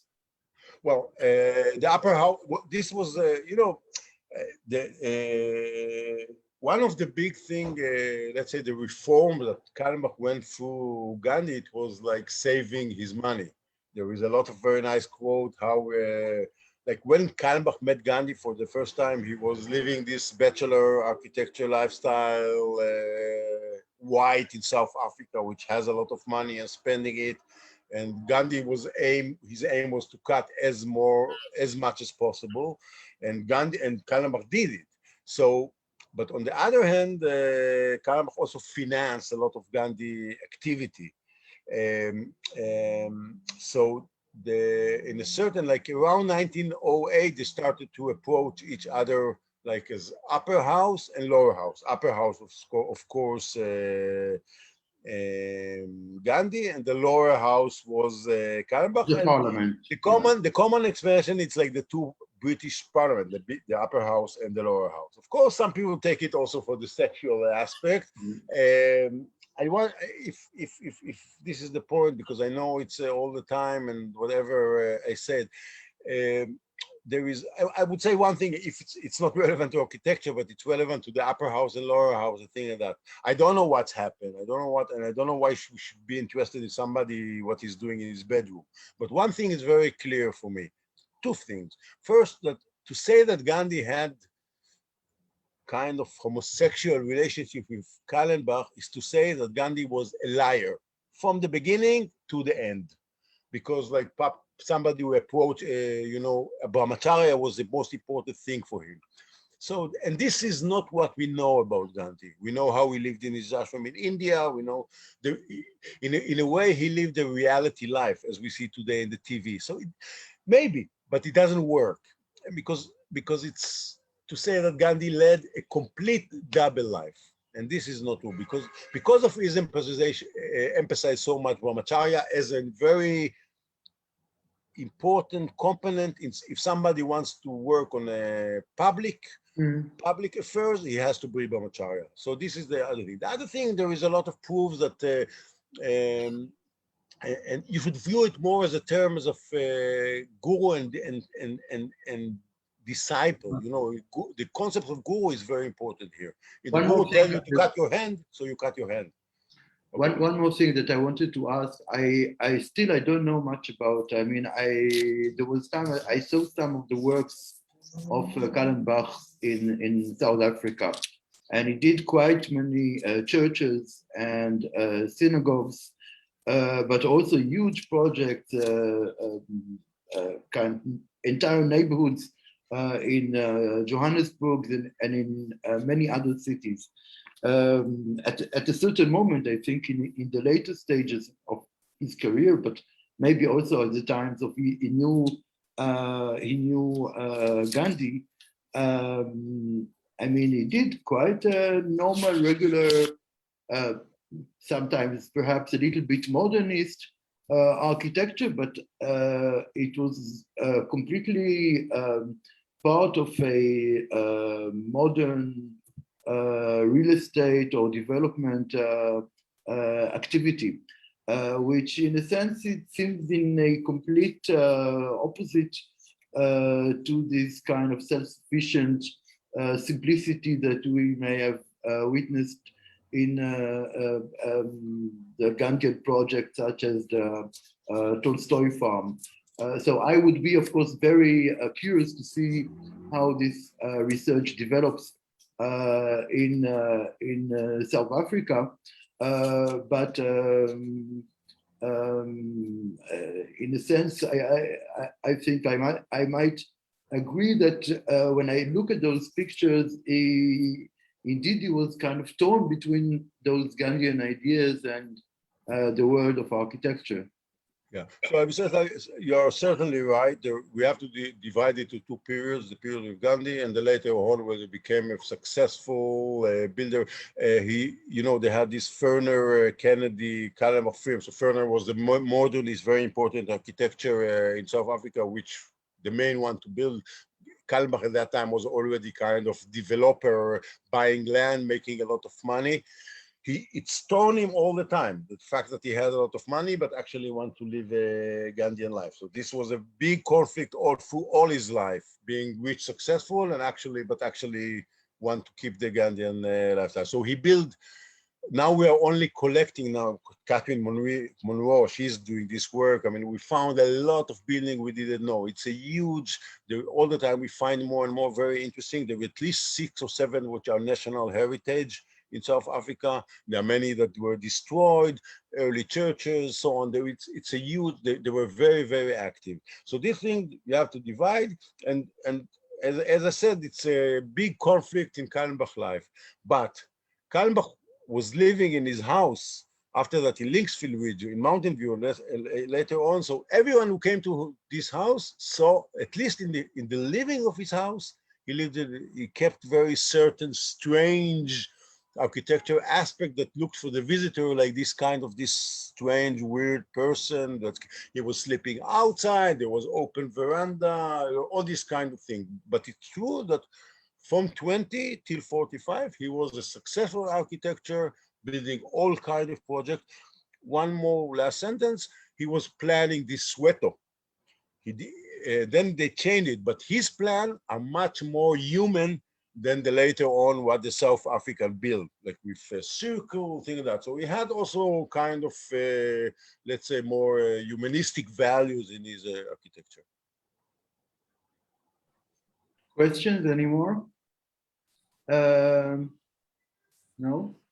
One more thing, I think he kept, it was called, maybe it is important to say, but for many years they were corresponding, Kallenbach and Gandhi, like twice a week or so. It was a very intense correspondence, while they promised to one to each other to destroy the correspondence. No, Kallenbach Gandhi destroyed Kallenbach letters. But so we have fact, some. Those files that you showed in the photo was in fact the letters of Gandhi to Kallenbach, and I think he also had a correspondence with Gropius, if I'm not mistaken. With Walter Gropius. This I know. Who is this? Walter Gropius is an important architect, the director of Bauhaus. Okay. Well, he was also connected with Mendelssohn, I think, and some others. He was very meeting architecture in London and Europe in 20. Like he built the first cinemas in South Africa. So we went in 28 to Europe and all these big cinemas. There is a lot of projects. So he was very famous architect in South Africa later on, also in the beginning, but later on from the 20s. I'm not an expert about this subject, but just to say that through the years, there are only few Kallenbach letters, but we're slowly finding more and more. Not many, I mean, not all the correspondence, but quite a lot now. Some, especially his diaries, which some of the diaries were sent to Gandhi, so you can see his diaries. Like I has his. And this was very much interested. Catherine Monroe was very much interested in them because you can see all his architecture daily work in his diaries and a lot of projects, a lot. Okay, interesting. I think, and his libraries was donated to the Israel National Library, right? No. His archive was sold. I was a bit involved in that. I mean, in terms of No, I'm not archive. speaking about the Gandhi. The library was sold to the National Library in Israel, and he donated a lot of money to Machon Wingate.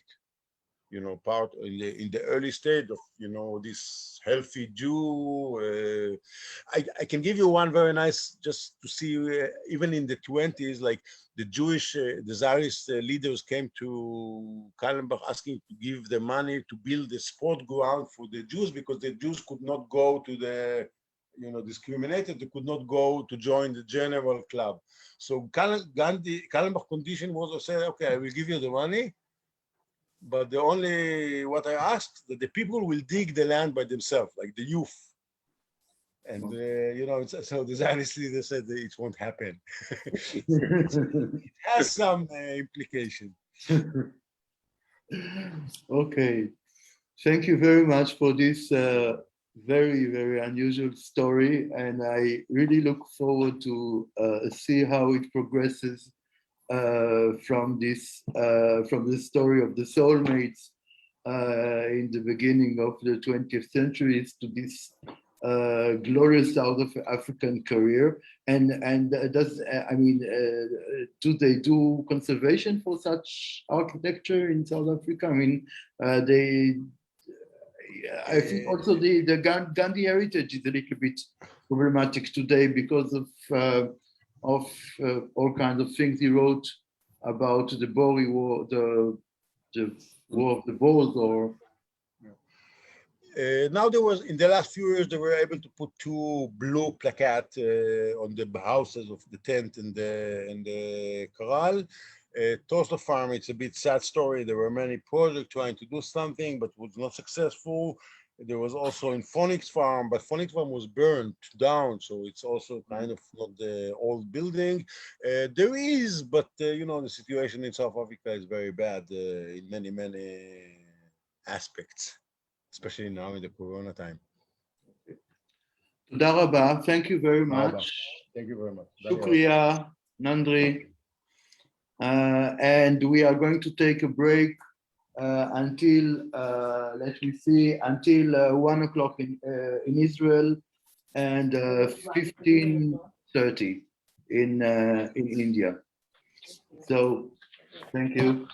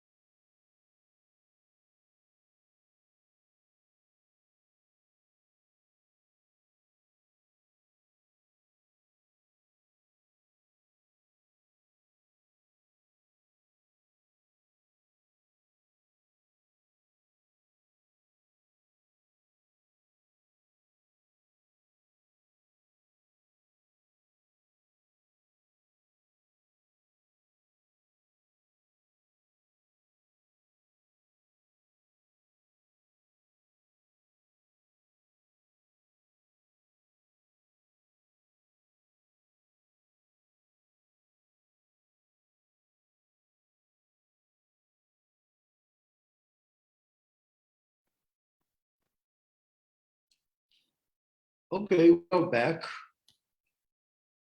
Hello to everybody.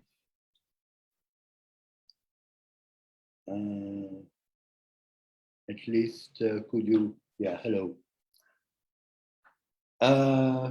So as I said, we've been discussing a quite an early prelude of the relationship between India and Israel throughout the friendship between Hermann Kallenbach and Mahatma Gandhi, perhaps also through this failed love story between the Zionist national movement and the Indian national movement. So we are progressing further time to those two respective national projects, which are also architectural and projects and urbanistic projects. And we are going to, this time, the form of our discussion will be a little bit different than the previous session. So we are planning to have, I'm resuming the recording. Yes, thank you for reminding me. So in fact, we are going to have 4 very short presentations of India and Israel from Professor Neelkanth Chhaya, from me, from Professor Durganand Balsavar, and from Professor Tzvi Efrat. So this is more or less the order. So I will leave it to you, Chhaya. Okay. Okay. I'm muting myself. Yes.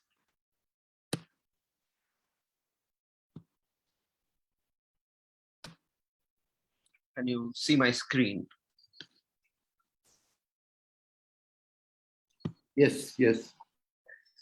Okay. So in talking about the architectural events that happened during the period, let's say from around 1940 to, let's say, around the 1960s, when the first idea of making buildings, settlements, and so on for a new nation. So on one side, you have that effort. On the other side, you have a number of other people who were not so much in the mainstream of trying to find a language for the whole nation, or trying to give nation some pride about, or trying to say, this is Indian architecture.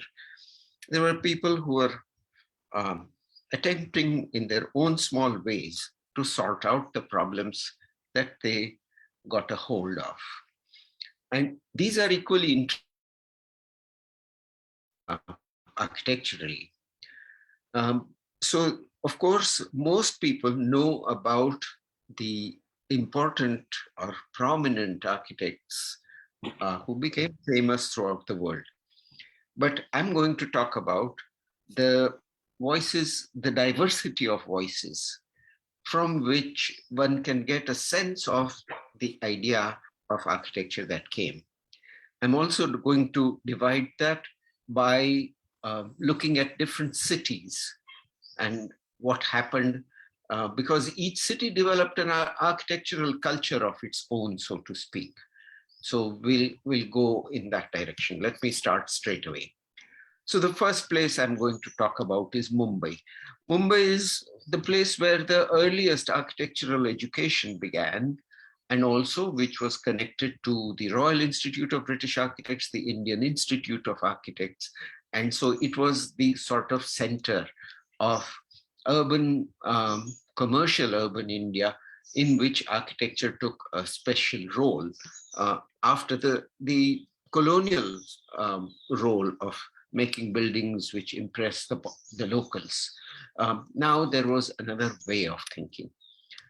So one of the very important architects we have to look at is a man called G.B. Mhatre, who was born in 1902 and died around 1970. The buildings that he built were, first of all, he built a lot of apartment buildings, which was a new architectural type. And he built them in what was known as marine lines, which was a new reclamation in Bombay. So on the reclaimed land, these new buildings, it's called the necklace of Bombay.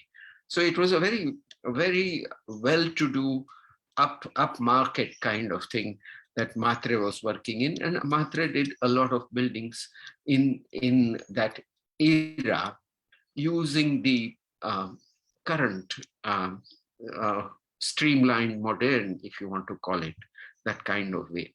These are buildings which are built in the 30s, 40s, even 50s. But there is a completely different kind of architect. This was a man called Nari Gandhi. And he studied with Frank Lloyd Wright at Taliesin and came back. And he was a kind of nomadic creature. He moved around, he went to sites and lived there along with the craftspeople, making the buildings more or less with his own hands, or rather the design would evolve right there as the craftsmen were working. And the designs would be very, very closely fitted to the site. It would use all the local materials, but he had no puristic notion that he wouldn't use industrial materials. He used both. And he came out with some very quirky, very interesting works of architecture. So that's Nari Gandhi. This is another of his works. He built in the hills near Bombay, and then later on he was given commissions. But every time for each project, he would live for a year or more on site and build. Amongst the early Mumbai architects, but also across the nation, from the very beginning, we start seeing very, very talented and important women architects. So Hema Sankalia is one of them, who both taught as well as built. And this is the Kalidas Center in Ujjain, where she follows a kind of modular building type, maybe a little bit somewhat like Charles Correa's works in some ways, but Hema has her own distinct way of working. And her practice, she later was partners with a very important woman architect, another one whom she considered her mentor, and the two of them did quite a few projects. They also worked on the plans for New Mumbai. So this is a very important architect who was in practice from about 1950 or 49. Let's go on to Chandigarh. There are other, of course, very important Mumbai architects, but I don't have time to see all that. Let's go on to Chandigarh. And the first one I'm going to show you is a woman called Urmila Yuli Chaudhary, 1923 to 95. She was practicing even before Chandigarh was built, and she became one of the important people working in the capital project.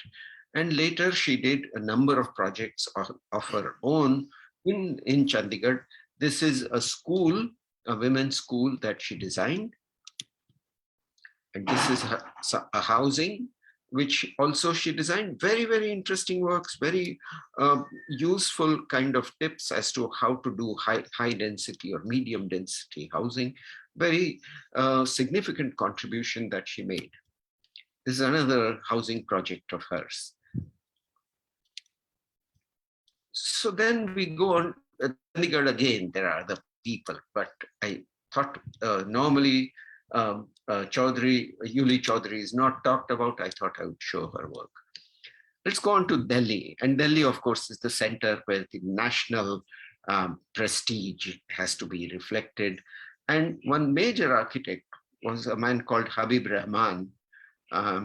And he was within the government system, but also later did his own practice. And Habibur Rahman was given the commission to do quite a few important government buildings, including this one, which is the Ravindra Bhavan, which is for the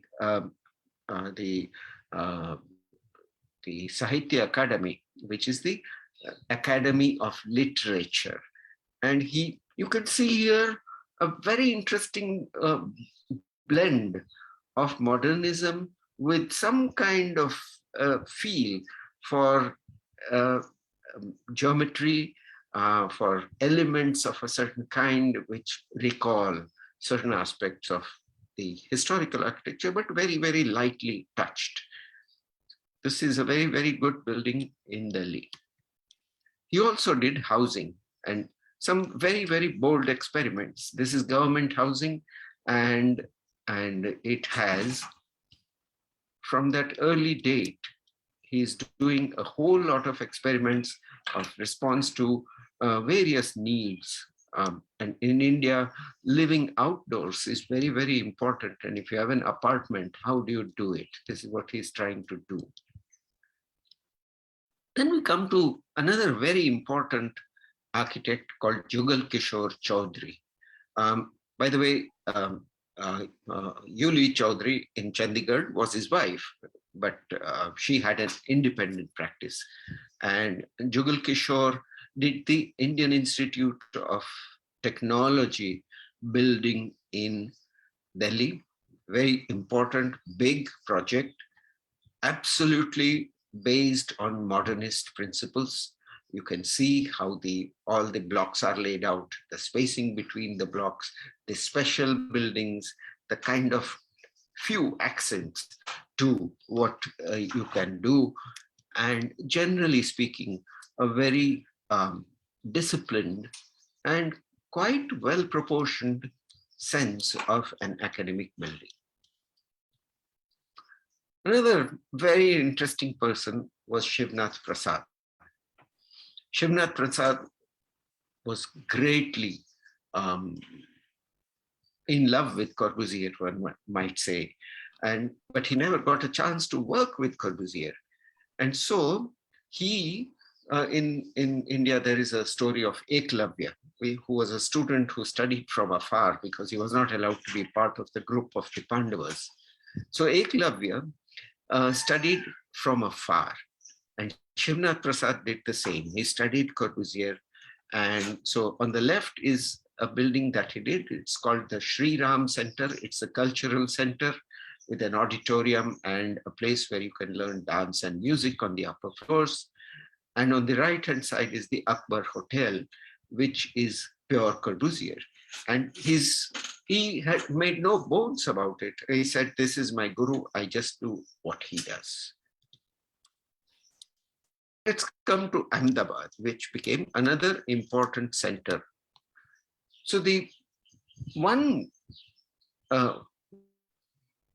sort of couple of architects, Gautam Sarabhai and Gira Sarabhai, they were brother and sister, the children of Ahmedabad's richest family, the family that knew Gandhi and supported him, the family which had a lot of textile mills. But these two went off to study architecture with Frank Lloyd. Essentially follow Frank Lloyd Wright's way of building. Every building that they did, they were experimenting with things. So here, block which by they were experimenting with Le Corbusier's pilotis and the free plan. And you can see that it has a very fine space for a tropical climate on the ground floor, which must be used very well when it was built. But they also initiated, designed, and ran the National Institute of Design at Ahmedabad. And it shows their ability as architects, as organizers, as educators, so many things all rolled into one, and at the same time experimenters. So what the lower brick funicular shell, which was being researched at the Structural Engineering Research Center in Chennai, and they brought that theme into, so there are these 12-meter by 12-meter shells, which are made out of brick on a concrete frame. Wonderful work that they did. It's a pity I can't show you more of their work. But just a vignette now of Gira Sarabhai's own house. She recently passed away a few days ago at the age of almost 98. But she was still working right up to the end. And in her own house, she uses techniques of construction which are local, which are artisanal, but she's able to do the whole range from the absolute modernist language and experimentation right up to working as if you are part of the tradition. Another very interesting architect in Ahmedabad is a man called Kamal Mangaldas. Well, the projects that I'm going to show you, nowadays, I think he would not show them, and he'll probably be quite unhappy with me for showing these projects to you, because he later became somebody who was interested in Christopher Alexander's work and did a lot of very differently styled work. But at that time, in the 60s, when he was building, he used a lot of steel and almost a Miesian quality. This is a house that he did in Ahmedabad. And this is a Electronics Corporation of India Limited, a state organization which was building electronic equipment. And that's the factory building. In this same complex, DOSHI did the housing, Charles Correa did the office building, and Kamal did the factory. And it's quite interesting the way the three different minds were working on this project. Another important architect in Ahmedabad in later period would be Anant Raje, who worked with Khan and was in charge of the IIM site, and he had his own vocabulary of work, quite distinct in the Indian Institute of Forest Management and in the Galbabhai Institute of in Gujarat, where he has the most beautifully scaled and lighted internal outdoor spaces and indoor spaces. Very fine work. Let's look at Bangalore. Bangalore, of course, there were lots of practices, very good, unknown, and there is Kanade. Shankar and Navnath Kanade were not looking at building up a style of working. They came from very, very modest economic backgrounds, and so they were highly concerned with the cost with which you could build. And they explored a local technique, locally available stone, to develop a completely new method of construction, which has wonderful advantages and which gave them absolutely rich quality. This is their own house in Bangalore, where you can see Shankar is sitting here, and it's 6 houses in a row, each one different, but all tied together by this one method of construction. This is their living room, and you can see both of them are also very, very good artists. And so they had reliefs which they themselves had designed in the concreting of this building. So that's what I wanted to show you. I have here the credits for the images, and I also have a folder in which I've collected much more than this limited range, which I will send to Durganand and Sharon, which the students can refer to, so that they have some background which they can follow from. Thank you. Thank you very much, Chhaya. It was like always fascinating, and for me, at least, for me, all of them, I think, yeah, except for the Sarabhai couple, everything for me was was a pure novelty and discovery. Thank you very much, Chhaya. So now it's in fact my turn.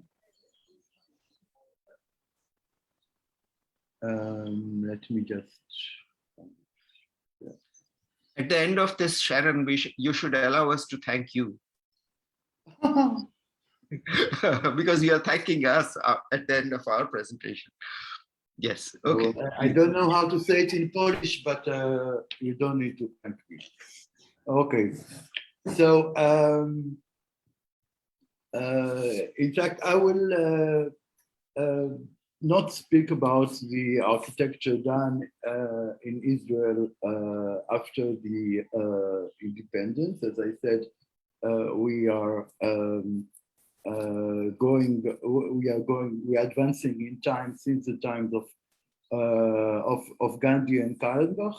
But I will speak of an early chapter of what may be developed later to Israeli architecture, or as I would prefer to call it in Hebrew, Israeli adrichalut. And it is important to say beforehand that in Hebrew we have two words to say architect. One is architect, the other one is adrichal. Architect comes from Greece, it means the building master. Adrichal came to Hebrew from Akkadian, and it means the slave of the palace. Usually in Israel, we use those two terms indistinctively.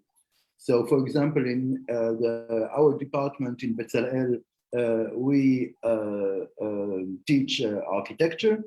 But for example, in the Tel Aviv University School, they teach adrichalut. So it was also with all kinds of professional organization. There was the association of the adrichalim and the association of the architects. Usually, I think the idea to choose this or that term stems from pure personal taste. But I would like to somehow to charge those differences in two definitions. To say that the Jewish settlement in the territory of which is today the state of Israel and some of the surrounding areas. In fact, in this over 100 years of Jewish settlement in this region, there were two architectural traditions that developed in place. The first one I would call Eretz Israeli architecture, which is architecture made by Jewish architects in the territories of what we call Eretz Israel, which means the land of Israel, or alias Palestine, before the declaration of the state of Israel.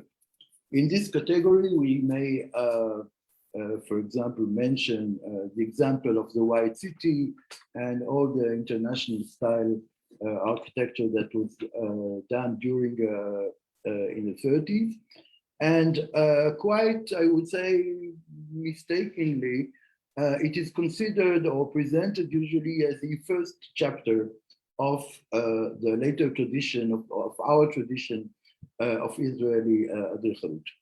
The second tradition is indeed the tradition of architecture made by Hebrew-speaking Jewish architects in the territories controlled by the state of Israel, which could be the state of Israel by itself, but also once in a while occupied areas such as Sinai, West Bank, Golan Heights, or the Gaza Strip. Usually, and I say usually, after the declaration of the state of Israel.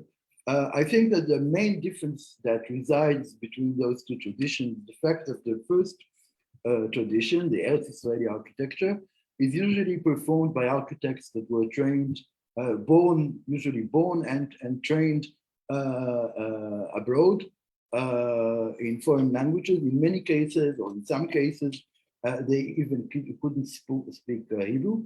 While the other tradition is a kind of a more autochtonic tradition, and usually I would say that its architectural traditional values are minor comparing to its political statements.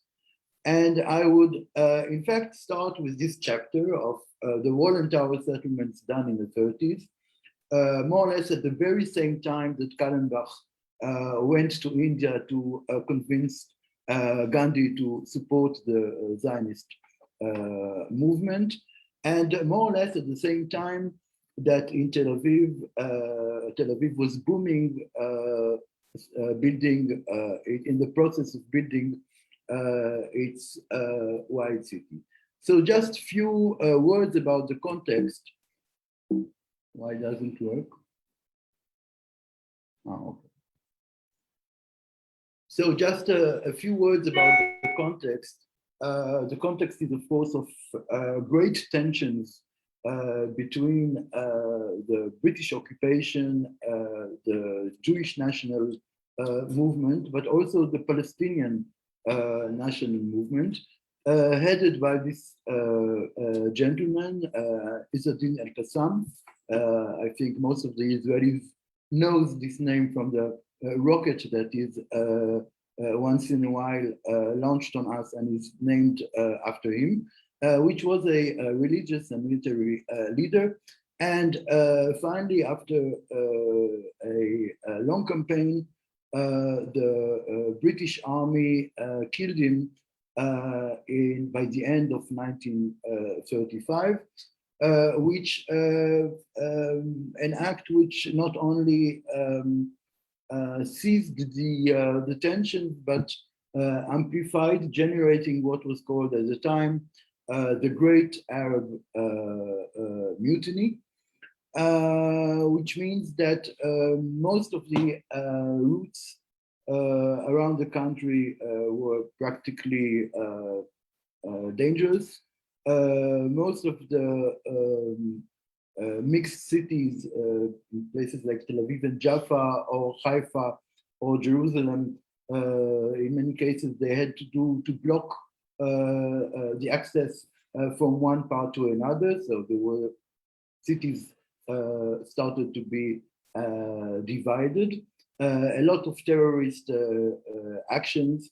And at the first stage, the Jewish Zionist authorities, which were much more coordinated than the Arab ones, decided on a policy of what they called havlaga, restraint,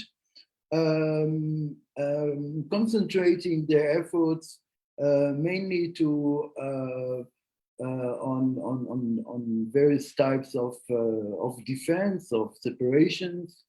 Here we see a tractor which is covered with steel in order to prevent shots. But also their main idea as a response to this kind of civilian war, which erupted and in fact lasted from 1936 to 1939, was what they called or planned as the settlement offensive. Now, the idea was to draw a kind of a line in the form of the letter N, which goes from the northern part of the country through all the valleys. So it goes through the valley of the Jordan, through the valley of Jezreel, through the literal valley which along the coast, and along this axis to try to stabilize a network of new settlements in such a way that those settlements would enable the control and the occupation of those areas, and of course would reinforce the Jewish presence in all those rural areas. The means to do it was developed by Shlomo Grazovsky, Gur, a young kibbutznik from the kibbutz of Nir David, or Tel Amal, to be right, who, inspired by American Western movies, had this idea to try and settle with a kind of a temporary type of fortification. It would be important to say that there were a few attempts of their kibbutz. They tried to settle in few times in kind of a more spontaneous form. They put some tents, and they were attacked by Bedouin shepherds. So in fact, he figured out this idea that instead of just building an ordinary camp, they would erect a square in a form, a point or a place, let's say, in the form of a square. It makes 30 meters each side. Within the square, there would be a tower. The square, in fact, would be some kind of a wall. Within the square, within this kind of courtyard, there would be some shacks for various uses, for dwelling or for eating. There would be a generator that would provide electricity. And in fact, this kind of compact configuration would become, in fact, the kibbutz itself. So, like usually those settlements were to be erected on lands that were purchased by the Jewish NFL from their owners. Not all, of course, usually they didn't really take into account the real people who occupied the ground, the farmers, which were tenants of the owners. Usually the landlords could live in big cities, in Haifa, or even in Beirut. But from the moment they evacuated the actual tenants, the road was free to start and settle. Usually those kind of operations were made in a very high degree of coordination, deploying a group of volunteers from the surrounding areas. In fact, they used to produce the parts that they needed in order to erect those settlements. They used to produce them systematically. They had the chain in one of the kibbutzim in the north, and a whole logistic system which enabled them to transport the parts and to put them up in place. So sometimes those kind of operations were done in the night, but the idea was that within 24 hours or less, a whole kibbutz is in fact put in place overnight, over day, from scratch. So you can see here how it is done. This is Engev, near the lake of Tiberiad. This is Alonim. Again, Engev. So here you can see the wall, which is in fact a formwork of concrete, and the tower, which is the built-in parts or but put in place. one of the most important things in this idea of the tower was the projector. So the projector was used to signal, but also, of course, to shed lights on suspected activities outside of the kibbutz. And of course, the ordinary life, was a complete mixture between mundane agriculture missions and patrols, guarding, and so on. So, of course, as you can see, this kind of typology, in fact, generates a very strange relationship between the in and the out, between what is in this place, this kibbutz, and what is out. The contrast between, let's say, the culture or the city, if you like, and the nature becomes much more acute than we are used to in usual rural situations.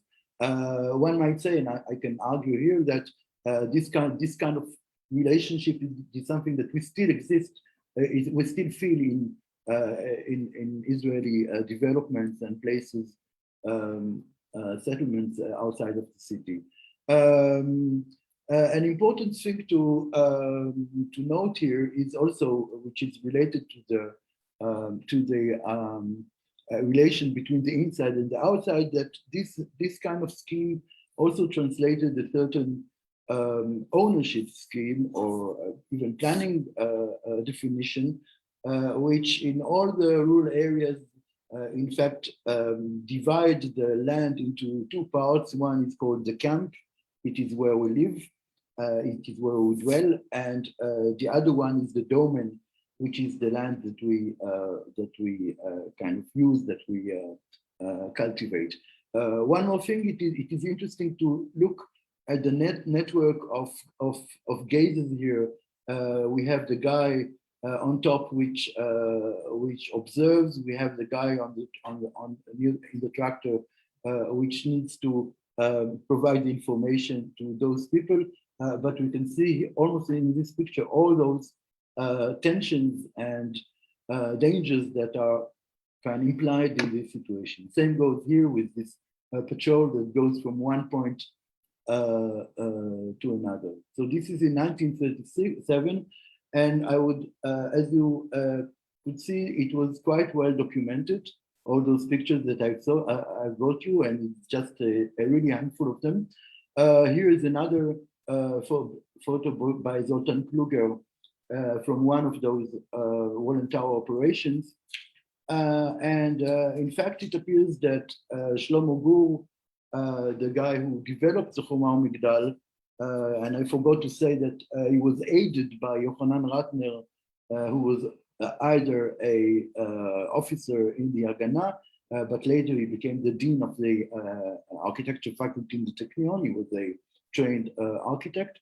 So anyway, Shlomo Gur, when he put up all those operations and he organized them, he also commissioned its documentation. So he charged, for example, Zoltan Kluger, a very well-known and good photographer, to take photos. As you can see, this kind of composition, it makes you think of a Caravaggio or something. It is so well constructed. But also you can see that it was those images were distributed. For example, here in a card that was distributed in a cigarette pack. So you can see that those kind of double and triple representation, mise en abîme of these things. They are in a settlement. They are looking at the model of the settlement, and the whole picture is already distributed in cigarette packs. In fact, those operations were already, I wouldn't say recognized, but exhibited in the Palestinian Pavilion in the 1937 exhibition in Paris. So we can see the whole scheme and even the end plan. And of course, at the time, it got many representations in art, but more important to note, the first Hebrew opera that was, the libretto was written by Shin Shalom and also Max Brod, who performed an opera inspired by those operations. I think they performed them 50 times in Tel Aviv in the 40s. The first color film was documented those operations in a short film by Ephraim Lish from 1939. Some photos of those from this film. The lesson of Arabic with the remaining tenants of the area. And later on, throughout since the establishment of the State of Israel, since the independence, this Choma Migdal, this Wooden Tower settlement became a central kind of key image in the imagery of what Israelis of their own project of settling the land. So it became metaphorically, we used to build models of it when we were in elementary school. As you can see here, it appears on a 20 shekel bill. On the other side, by the way, we have the very same Moshe Sharet who sent Herman Kallenbach to Gandhi on the other side of this build. Here we see, and I'm sorry for the quality of this image. So we see the late Prime Minister Yitzhak Rabin inaugurating a Wooden Tower one-to-one model that was erected in Nir David, Tel Amal, which is today has quite other reputations. And I would just end with this image, which shows us what they do when they build those walls, because in fact those walls are just a mere formwork of concrete, a mold in which the settler would put gravers usually. But in fact, this is also a demonstration to the surrounding, but of course throughout all the representation, the various representations. This is also, I would say, the promise, or some others would think the threat of the concrete. If we can put up those kind of logistics, we know we can and we shall do concrete. So in a sense, this is a prefiguration of all this architecture, this state architecture, this nation building architecture that perhaps Tzvi will show us later. So thank you.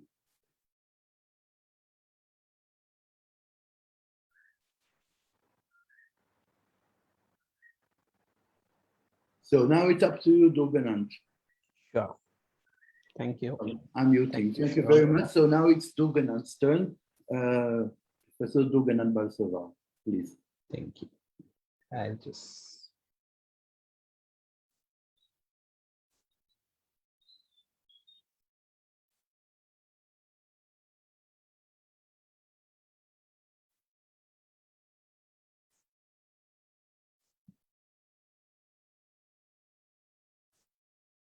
Is it visible?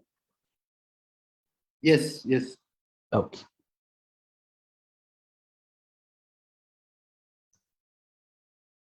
So I'll thank you very much, Professor Chhaya and Professor Sharon, because I think I'll continue from where Professor Chhaya left. And I've called it the search for an architecture of a free nation. And the search was not as easy as it may look. There were contradictions, There were liminal stages, several issues which across, I would say, even the last 60 or 70 years are still grappling to find an expression. And therefore, I called it simultaneous modernities. Now, there are certain words I've thrown in for provocation, discourse, and I don't wish that anyone accept it.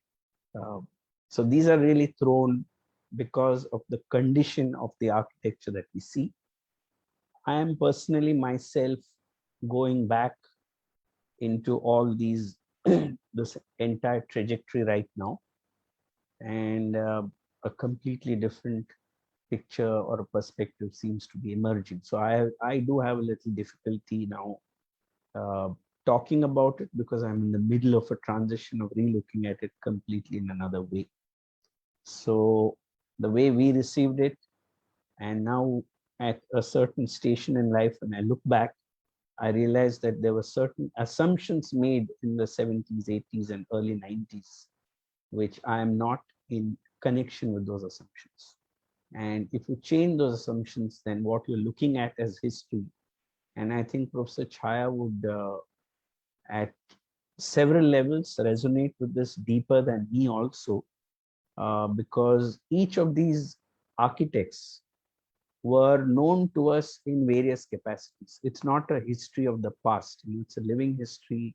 There are memories, there are processes where these projects were actually under construction at that time. And therefore, it becomes a little more contradictory, complex, but also intriguing and interesting. So for the sake of brevity, I've simplified it. You'll forgive me. I don't bring in all the complexities. I've simplified it. And the just do full screen, please, Durganand. Just make yes, a full screen that. or full screen one. Is this full? Okay, sorry. Yeah, it's okay. Yeah. So I've simplified the presentation to a certain extent, more to focus on certain one or two issues of each architect. Otherwise, it becomes, this is a much longer presentation I made in earlier, but I've kind of condensed it for a 15-minute. So the simultaneous modernities looks at 5 or 6 architects who are well known in India and probably also the rest of the world, and maybe picks on 1 or 2 projects or issues. For the sake of brevity, I start with Chandigarh because it's, I'm not sure I would take that as the beginning of the modern project in India, but nonetheless, because it's popularly known as such, I'm taking. I would otherwise connect back to the Golconda House in Pondicherry or many other interventions prior to Chandigarh. I would say when architect Kanvinde's work was prior to this, and Prof. DOSHI is joining us in some time. He would mention to me that when Corbusier came down to India, he was very keen to look at architect Kanvinde's projects to understand how concrete has been shaped in an Indian context. So I think there are other learnings which are not recorded. In conventional or populist kind of descriptions, Corbusier is seen as the person who brought in the language, brought in the concrete, brought in the expression of that concrete. I would personally still place it with maybe Raymond Antonin, and I would place it with Kanvinde in a certain sense, because they were grappling with this idea in very new ways. So they were obviously influenced by Europe. Kanvinde had worked with Gropius, and he had been, he studied in Harvard. So he had definitely that kind of influence in his work, but I think very grounded in the programmatic needs of nation building. And those programmatic needs, I think, were inspired by the firmament of political leaders at that time, Gandhiji being one, Nehru being one, many others. There was Kamraj in the south, a whole range or firmament of leaders who had this notion. And I remember in our own childhood, there was a credo called simple living, high thinking, you know. And I think that credo that also characterized or epitomized the patrons that Chhaya also spoke about, the Lalbhais and the Sarabhais, and the patrons who were visionary, had a very simple, I would say, expression of living, and were thinking of all the possibilities. I know it doesn't go with the grain of a dystopian studio when you talk so much about utopia, but I think sometimes this utopia has to converse with the dystopia to understand its own position, you know. And so I was a little wary of speaking about this utopia. Once you speak about a free nation, you talk about a promise of the future, you ask, what is this promise? But at the same time, one needs to be very grounded to understand that that nation that was gifted to us, that post-colonial nation, was one which was fraught with poverty, fraught with a certain kind of, I've stopped using the word literacy because I think we were very literate in our own ways with indigenous knowledge. So I won't call it illiteracy. From a British concept, of course, illiterate, but from a national point, I think highly literate, highly connected still with the past. But let's look at how the modern project here unfolds. And even if we were to excavate, I know I don't have the time, but I'll just state that even if we were to excavate Nehru's own position, it was highly, I won't say contradictory, but highly diverse, that he was not a protagonist for the modern movement as was presented to us. He had his likings for buildings that collected elements of the past. He's shown that in Bhubaneswar and many other areas. So he was not really the modernist that we tried to project as. But as far as Chandigarh was concerned, and I think that resonates somewhere with the manner in which certain nation formation has happened. Chandigarh, to me, more than utopia, was an opportunity or a context for healing. India had been separated, Punjab had lost its capital, and so there was a kind of break, or there was a kind of division that had happened between India and Pakistan. And therefore, the new capital, besides looking at some idea of utopia, of course, of what will this new nation be like, was a larger part an act of healing, because there was that separation of healing.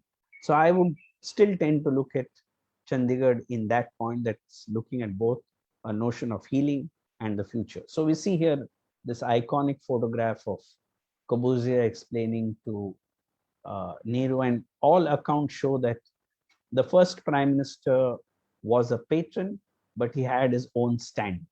It was not as if he was going along with what Corbusier was saying. He had his own stand, he had his own vision, and in many ways was directing that vision to Corbusier. I mean, Corbusier would have wanted a Marseille unit, and Nehru flatly refused.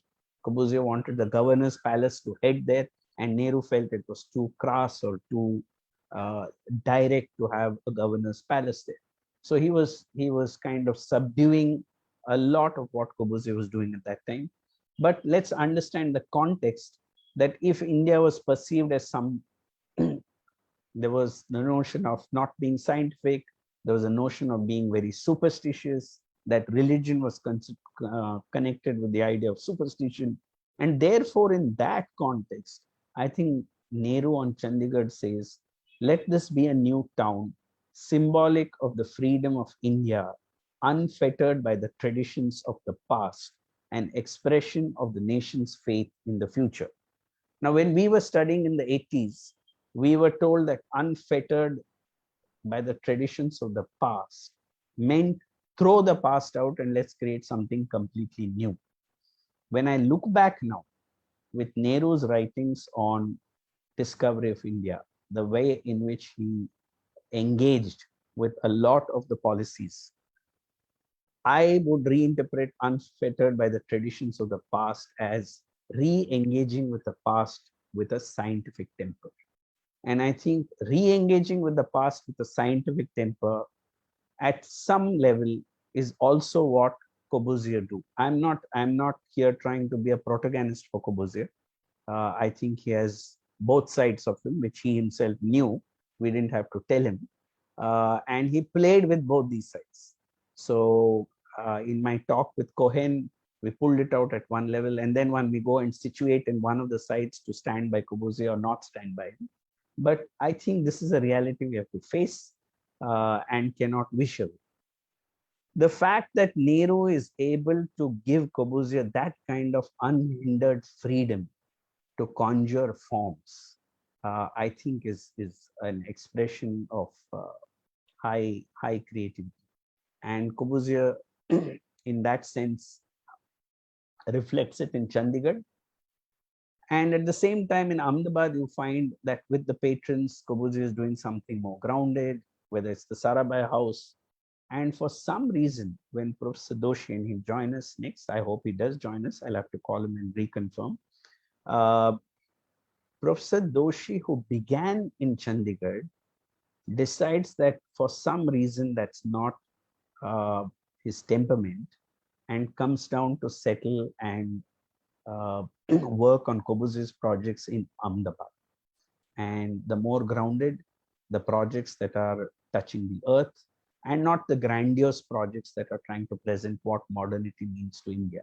And I think that's an image I found yesterday of Professor Doshi, very strange, talking from the court of contemplation and open hand, here below, where he's discussing what Corbusier meant to India.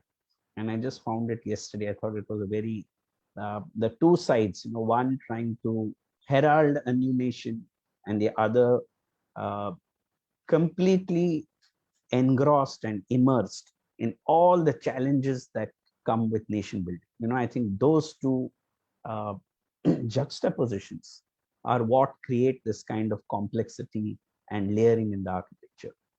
These are just a few images. They're there in the Chandigarh Museum. And the act of building, where something built so grandiose is built with communities from the nearby villages. There are cattle. And what has not been documented is what learning did Corbusier get from all these projects. And for the last 10 or 15 years, I've been now analyzing what are the learnings Corbusier got when he came to Chandigarh, that he took back in the construction of Firmini, or the construction of Ranchamp, or the construction of, and you see that there is a whole layer of learnings that Corbusier takes back from Chandigarh to the projects that were happening there, which are never discussed or have been left open. And I think that discussion would really open up this dissolution of modernity having come to India from Europe, generating a Eurocentric kind of a mode rather than a dialogic approach, where when they came, there was a certain formation that started impacting the imagination of either Corbusier or Kahn or the several others who came here. So these are some early images just to show the modern city. And I thought, since everyone may not know the context, I briefly just randomly put a juxtaposition of the past. And you'll see there's Madurai temple there. I think Professor Sharon may have visited it. And there is Fatehpur Sikri. This is the first corporation and the first mayor in India, in Chennai, very close to my home. And so this is the commissioner's building, built about 200 and 300 years ago, very neoclassical. And this is absolutely a colonial building. And then on the right, you find a colonial expression in Mumbai. And at the time of independence, we have Lutyens here. And we know, we have evidence to show that before Chandigarh was built, Corbusier did visit Lutyens Delhi to get a sense of the scale, and that very Baroque sense of scale that came into Chandigarh. So we know that these are all in conversation with the modernity that unfolded in India. It was not kind of divorced from the past as it has been discussed till now. And this is the Vidhan Sauda, or the center of government in Bangalore. Again, you'll see a lot of Indian elements coming in there, simultaneous with Corbusier here below in Mill-Owners, and Neelkanth later with Professor Doshi and Raji on Indian Institute of Management, Ahmedabad. I will come back to this quickly. So one of the architects at that time was Kanvinde. I mentioned that he had actually worked with Walter Gropius in Harvard, come back. So it had impacted his sensibility more in terms of the nature of honesty, the promise of concrete, and the simplicity to deal with a range of programmatic needs with the possibilities of construction that India allowed. And so see some of the early institutions. These were the Indian Institute of Technology, and you'll see the kind of rigor, the rhythm, the clarity of structure, and also the section changes to absorb the sun. There's a climatic relationship. And most importantly, in all this, we find a certain porosity given the weather. So these are very porous. And we find when even Corbusier and Khan come into India, they are working with that sense of porosity that they find in the Indian subcontinent. I'm skirting the fact of the word India per se, because I think then we land up in some other problematic zone. So I would call it the Indian subcontinent, so that we're not really connected here only with the national boundary, but more with the inhabitation of a certain region. Now, if we look at Kanvinde's Atira, this is the Textile Research Association, you'll find the influence. These are the earlier influences of Kanvinde, an amazing building very close to the School of Architecture where we studied, and several programs of the School of Architecture were held in this building. So we had the opportunity to inhabit this building. And here I moved to a sense of drawing. So it's not about building, but it's also about what are the kind of imaginations and what are the kind of gestures to urbanity that were coming about. So now, if we see this Bank of India building, there's a large square. Professor Doshi has just reworked that square. But we see that the absorption and that acceptance of the square comes through with this void at the base. And these are all gestures that Kanvinde was acutely aware of, that the form had a certain obligation to urbanity. It was not a form sitting just in space. And the manner in which the form sat, what is the front, what it looked at, relationship to the city, in his own imagination. I mean, we may be in agreement or disagreement on the nature of its articulation, but I think in his own imagination, we can see that these were all concerns, whether it's climate. You see a section of the wall here, and the manner in which the wall starts layering itself and creates shadow. And then another very significant project of Kanvinde's was this was the Dudhsagar Dairy, which epitomized even the milk industry, which I think was very critical from the rural hinterland point of view and the industrialization of the rural hinterland.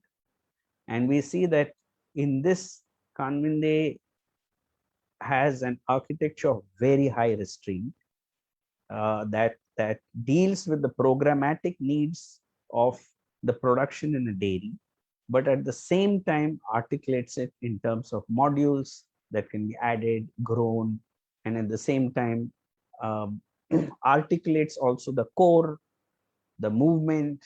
And so there is a very direct sense of connection with what is core, what is movement, what is program, what is, and programmatically more important, almost the way Khan would have talked of served and servant spaces. And there is a certain, I would say, rigorous adaptation to it. It was not a casual architecture. We come to Doshi. I'm doing Doshi very briefly so that there are images. I think Professor Doshi will not be presenting, so we thought maybe we just present some images. He wants a conversation with Sharon and Shimon and Chhaya. Doshi said, let me have it as a conversation. Please don't make me present. I said it will be a conversation.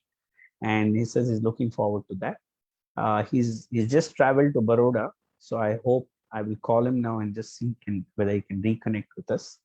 But this was Professor Doshi's office, I would say studio, not office, studio, and the atelier where we worked. So I had been in this atelier from 89 to almost 95, and now it's grown. And at that time, I would say we were not able to completely comprehend the atelier because we had been brought up in the clarity of modernity. And so Doshi's way of working experientially, not succumbing to the intellect, but looking at ground needs, and then just keeping the freedom to add, subtract. So in a way that it dissolves the history of that precinct. So at some point in time, with all that layering, you come there and you wonder which was built first, which was built later, can you change the sequence? And it allows for this multiple changing of sequence and time. And at the right is his house, which was probably one of Doshi's greatest contributions, were the manner in which housing can be redefined, mainly incremental. And this is Aranya project, which I again had the opportunity of working in as an intern.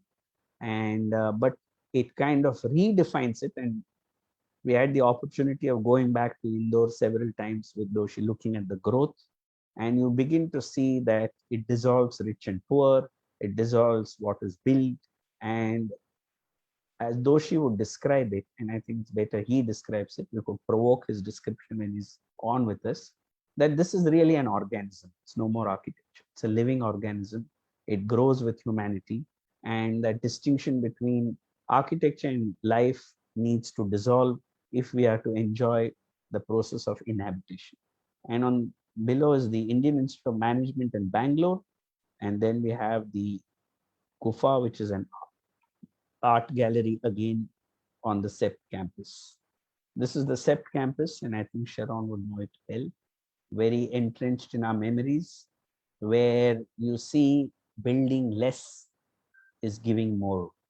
So it's built less in a manner that the inhabitation of the campus becomes more free. It's not specific, and yet it allows for multiple options of inhabitation, which means each space is continually, though apparently very simple, I think in the section and in the ground plane and the manner in which it is divided allows for multiple range of inhabitation. And each time there is a new activity happening there, that building has the ability to absorb it. These are briefly Doshi's imaginations of the Indian city that is filled with life, not restricted to building alone, where you have tree with animal, with movement, with play, with food, all coexisting with all the bright colors that we see in India. And these are the imaginations that kind of led to that, I would say, the resituating of what a city is about from a very Eurocentric way of looking at the zoned city. Charles Correa, another very profound architect, and I think Professor Chhaya also knew him very well, from Goa. I had the occasion of inviting him to both Chennai and Jaipur several times.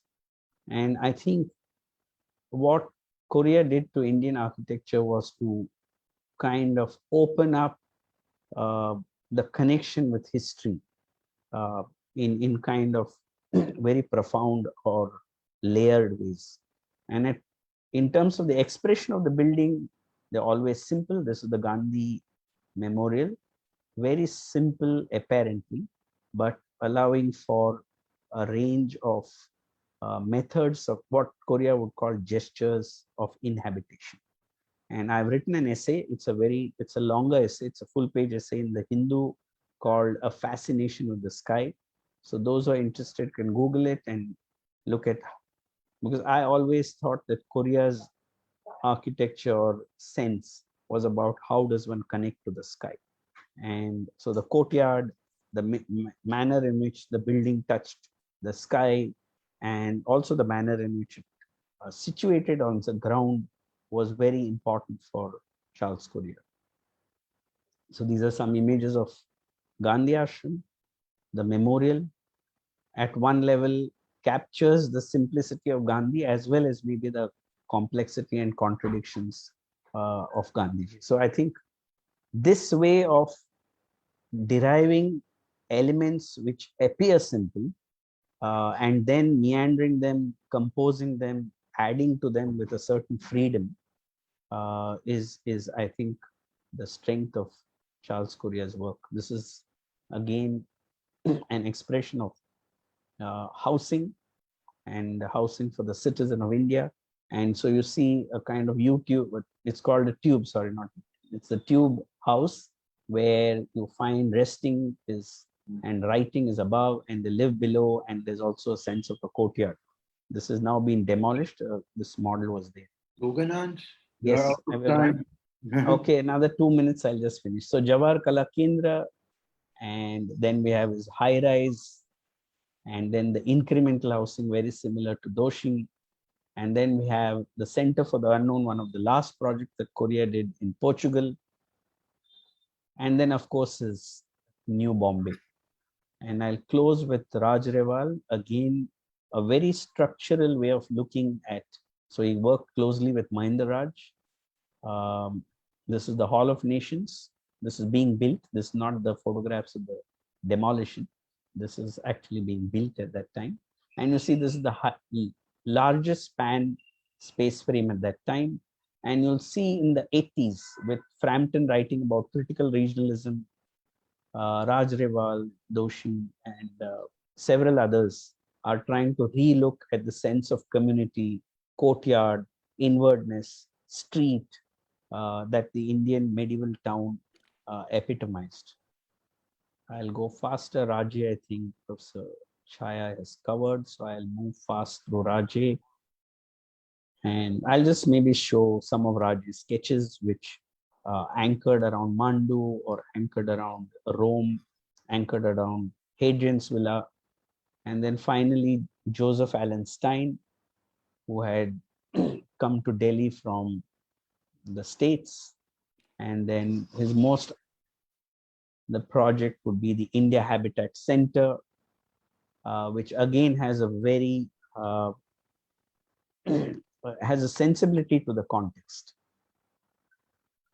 I'll end with Laurie Baker now. And Laurie Baker, grounded again from England, but very deeply connected with his milieu and the spirit of Kerala. He would often insist that he does the brickwork himself, especially the first course. So Baker would always tell me that the first course has to be controlled by the architect if you want to have a good building. And that was his credo. Since then, I started following it because he said, always be with the mason and see that the first course goes right. Then your building evolves the way it should. And so these were little lessons. Other than that, you see the working with brick, the working with reinterpreting the architecture of Kerala. So I think I'll end with this, the Loyola Chapel of Baker's, which again deals with light in a very different way. And he had the courage to build very thin, high walls with 4.5-inch brickwork and very carefully folding them to bring that structural strength. So I had a very deep understanding of structure as well, and didn't use a lot of material. Thank you very much. I hope I didn't overrun too much. Never mind. Thank you very much, Durganand. We're a little bit over time, but we'll take 5 minutes from the break if you don't mind. Or we'll let Doshi wait us while we're discussing. So now it is time for Professor Efrat from BEZALEL to show us the Israeli project. 1 second. Can I share? Yeah.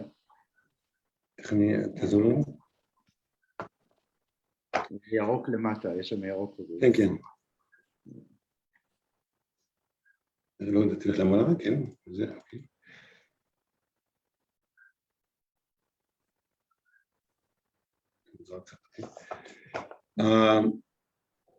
Okay, first of all, thank you, Sharon, for inviting me. It means a lot to me. And thank you, former speakers, for these beautiful presentations. I was asked by Sharon to try really to give you an overview of the Israeli project on all its scales, the very large regional scales, the urban and the architectural. It's of course totally impossible. So this would be really a very rapid overview. I will show a lot of images just to give you a visual sense of what is the Israeli project from my perspective. And I will try to frame it conceptually and to say a few things along the way. So first of all, the most important sort of claim, you must say theoretical claim that I have to say today is that Israel is planned, not that there are places in Israel that are planned or designed, but that the entire state of Israel is a design, is an invention, is an architectural invention. And this is a very important notion. Of course, when I say Israel, the state of Israel, I'm talking about a state that was born, was announced in 1948. But as I will show you, I'll go back a few steps and I will claim that Zionism is a national movement. Zionism from its inception, from its beginning, is an architectural movement. And I'll just try to show you a few examples of that. But here, what you see here is a book that says the planning of Israel, and it actually shows the plan of Israel around 1950. And signed on this book is Sharon, who's heading a large group of experts, architects, and all kinds of engineers in the service of the first Prime Minister of Israel, David Ben-Gurion. So this would be the guy, Sharon, is a Bauhaus graduate, disciple of Hannes Meyer, very quickly. But the first point that I would like to make is that this entire plan, this entire master plan of the state of Israel, of course, is possible only because it supposes or presupposes the construction of emptiness, the construction of the land as empty, sort of a land without people waiting, people without land. We don't have time to tell you the entire story, how it is really done, but just to show you a few images of certain rituals of the land, or if I may use a word that I heard Sharon was using before, it's about a certain construction or staging of autochthony, or exactly what is missing for these newcomers to Israel. What you see here is, for example, all these rituals of hiking or admiring this empty landscape, this deserted land. The land is actually presented as deserted, or as mostly deserted. Of course, this kind of desert takes a lot of effort and several wars to stage it. Here we see, for example, two very interesting figures, the architects Erich Mendelssohn and Richard Kaufmann, two German Jews coming and watching the landscape in Jerusalem. Or these kind of images that have to do with certain leaders with announcing the opening of new towns in this deserted landscape. And another guy who's important in this issue, I don't have really enough time to talk about him. This is another Sharon,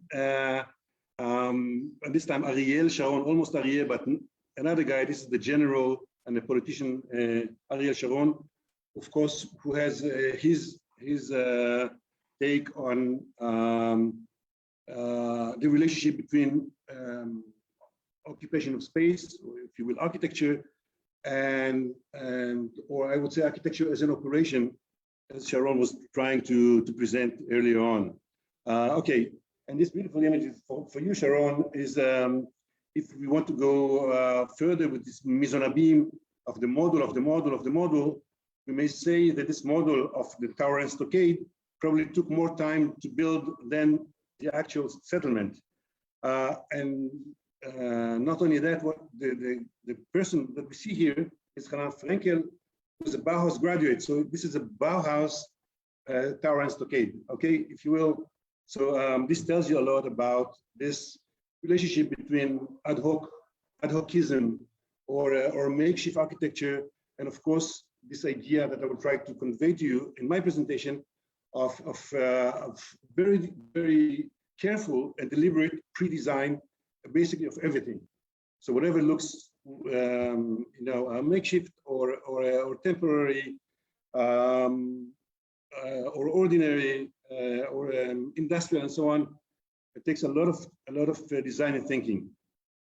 Okay, this is again these images of the ritual of the land, and this is the first thing I would like to say here. It has to be understood, and this was also brought up in Sharon's presentation. The most important thing to know about Zionism is that it's above all a back to the land movement, and it's about ruralization of the land. So the rural, in a sense, is the primary goal. The rural, and of course, the figure of the land worker. So it's not only kind of a modernist socialist movement, but it's also it's a socialist agrarian movement. And you see these people with the white shirts, working the land. I remember these scenes as a child very well. I think that all Israelis can connect to this kind of cultural dances and so on, almost Dionysiac kind of admiration of the land and landscape, and of course productivism, so agriculture. You see here again world exhibitions presenting the chief achievement of the Zionist movement. We're here looking at the images from the 20s and 30s of trying to invent the rural. And if I can say that in this way, and I really have a very short time, so I'm making some kind of rhetorical exaggerations. So please bear with me, okay? But I would say that the most interesting architectural aspect of Zionism is that at a certain period, mainly in the first half or the first decades of the 20th century, it becomes an amazing machine of producing settlement typologies, settlement types, all kinds of settlement types. And this is really unique and very architectural. There's always an architect there. It's mostly this Kaufman guy, but also others. And they invent all kinds of rural settlements and also kind of semi-urban settlements with different degrees of social, different kinds of social arrangements, mostly degrees of communal or cooperative rural settlements. So I'm just showing you, just to give you an idea of this kind of hundreds of different settlements, and I would say dozens of different types of architectural arrangements, or architectural schemes for these settlements. And I should say that what's most fascinating about Zionism is that it's not paper architecture. All these were actually built, and most of them still exist today. All these settlements that I'm showing you, and all went through very, very meticulous architectural design process. And they also come with a lot of textual articulation. So it's not, there's nothing spontaneous about them, but there is a lot of architectural mechanism, not only architecture, by the way, it's architecture and also landscape architects and agronomes and other professionals of planning and design. Okay, so you see all these elaborate schemes of rural settlements. These are settlements of several hundreds of people. You see every pathway and actually every plant, every tree is by design here, by very careful design, in order to achieve this kind of sense of organicity and rural existence, which is all, of course, totally fabricated. Just to give you an idea of this kind of communal communities and their habitual meetings and shared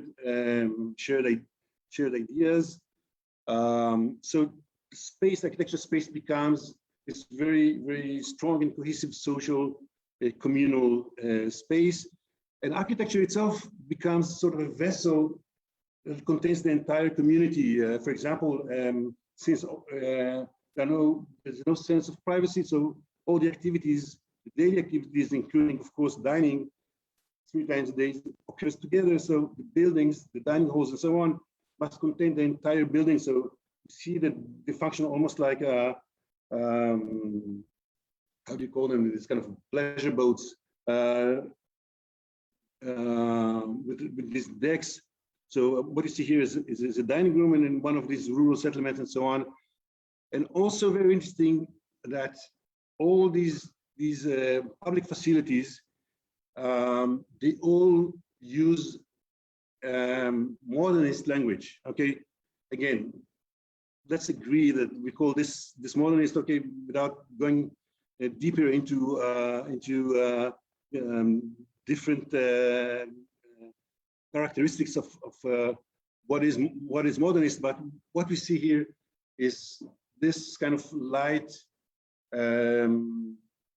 more simplified, abstracted architecture. But interestingly enough, in the rural, we see a lot of attention to local climatic conditions, as you can see here with this kind of sort of flying or suspended roof balcony. This is a school, for example, in the rural.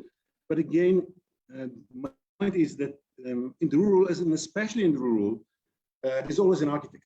Okay, there's always a design process, but also the entire community is part of this architecture. So there's both kind of an amateur training, constant training of building and doing architecture. And on the other hand, there's always this kind of expert architect.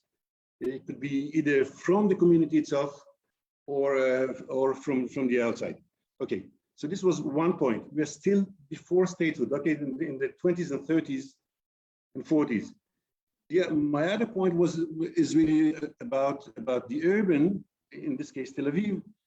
And what I would like to say about Tel Aviv, because we don't have time, is a very simple and clear point. Not everybody would agree with me, but let me say this. This is, by the way, designed by a woman architect. There are several women architects partaking in this modernist project in the 30s. In this case, Chhaya. But my point is this: that until 1930, there is no modernist building in Tel Aviv or throughout the country at large. So throughout the Zionist movement or the Jewish community in Palestine. Until 1930, modernism is not there basically. And from 1930 on, there's no building that is not modernist. So again, I'm rhetorically exaggerating a little bit, but it's true enough. It's true enough. In, I don't know, say 90% of the buildings that are built from the 30s to until 48, until statehood, would look like this, okay? And I'm showing you this kind of quantity in order to make this point. Now, what you would see, and this is my argument, is this what I pigeon Bauhaus, pigeon modernism. There's nothing. There's no. You will not find any important building, any masterpiece. I'm now sitting at the Living Center, which is kind of the White City Center, and they could be very upset with what I'm saying now. But in my opinion, this is all mostly derivative architecture, and basically we see a lot of dialects. Some are coming from Northern Europe or the so-called Bauhaus. Some would be Corbusian. In this case, I would say that it's certainly more Corbusian than anything else. So it's South Europe, and a lot of Eastern European, basically pastiche of different modernist ideas on buildings, which I find extremely interesting because this is the moment when modern architecture ceases to be kind of architecture of architects or a certain avant-garde, and it becomes very popular. It becomes a spoken language. And this is really what makes Tel Aviv interesting. So it's not really the very high quality of the design, but it's the kind of the plurality of different ideas. Basically, it's a very eclectic style in Tel Aviv, but always modernist. So my point is this: the Zionist movement adopts modern architecture both in the city and in the rural, both the left and the right, because there is kind of the dominance is it's kind of the socialists of the labor unions. But this is what we see here is kind of bourgeois architecture. So it's across the political range and between city and countryside, we see always an insistence of what appears to be kind of a modernist look. And the question is, of course, why? And of course, we don't have time to really answer this question, but it's so prevalent. It seems to be the only option, so we must ask, why is it? And just to give you a certain hint, I think it has to do with certain negations. Of course, it has to do, first of all, with negation of the place or of the Arab architecture, both vernacular and higher Islamic architecture. It has to do with a negation of diasporic environments, Jewish diasporic environments in Europe, mainly in Eastern Europe.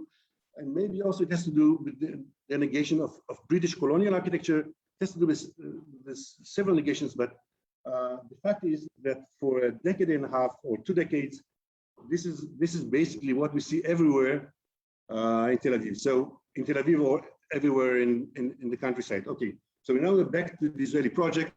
And this was sort of the introduction to the Israeli project. 1948, the British, 47, 48, the British leave, and we see here Ben Gurion. This is the shorter guy with the white hair, with his architects and generals. So it's always this idea of architects and generals, as Sharon mentioned before. Some figures who were actually the deans of schools of architecture, and they were military generals.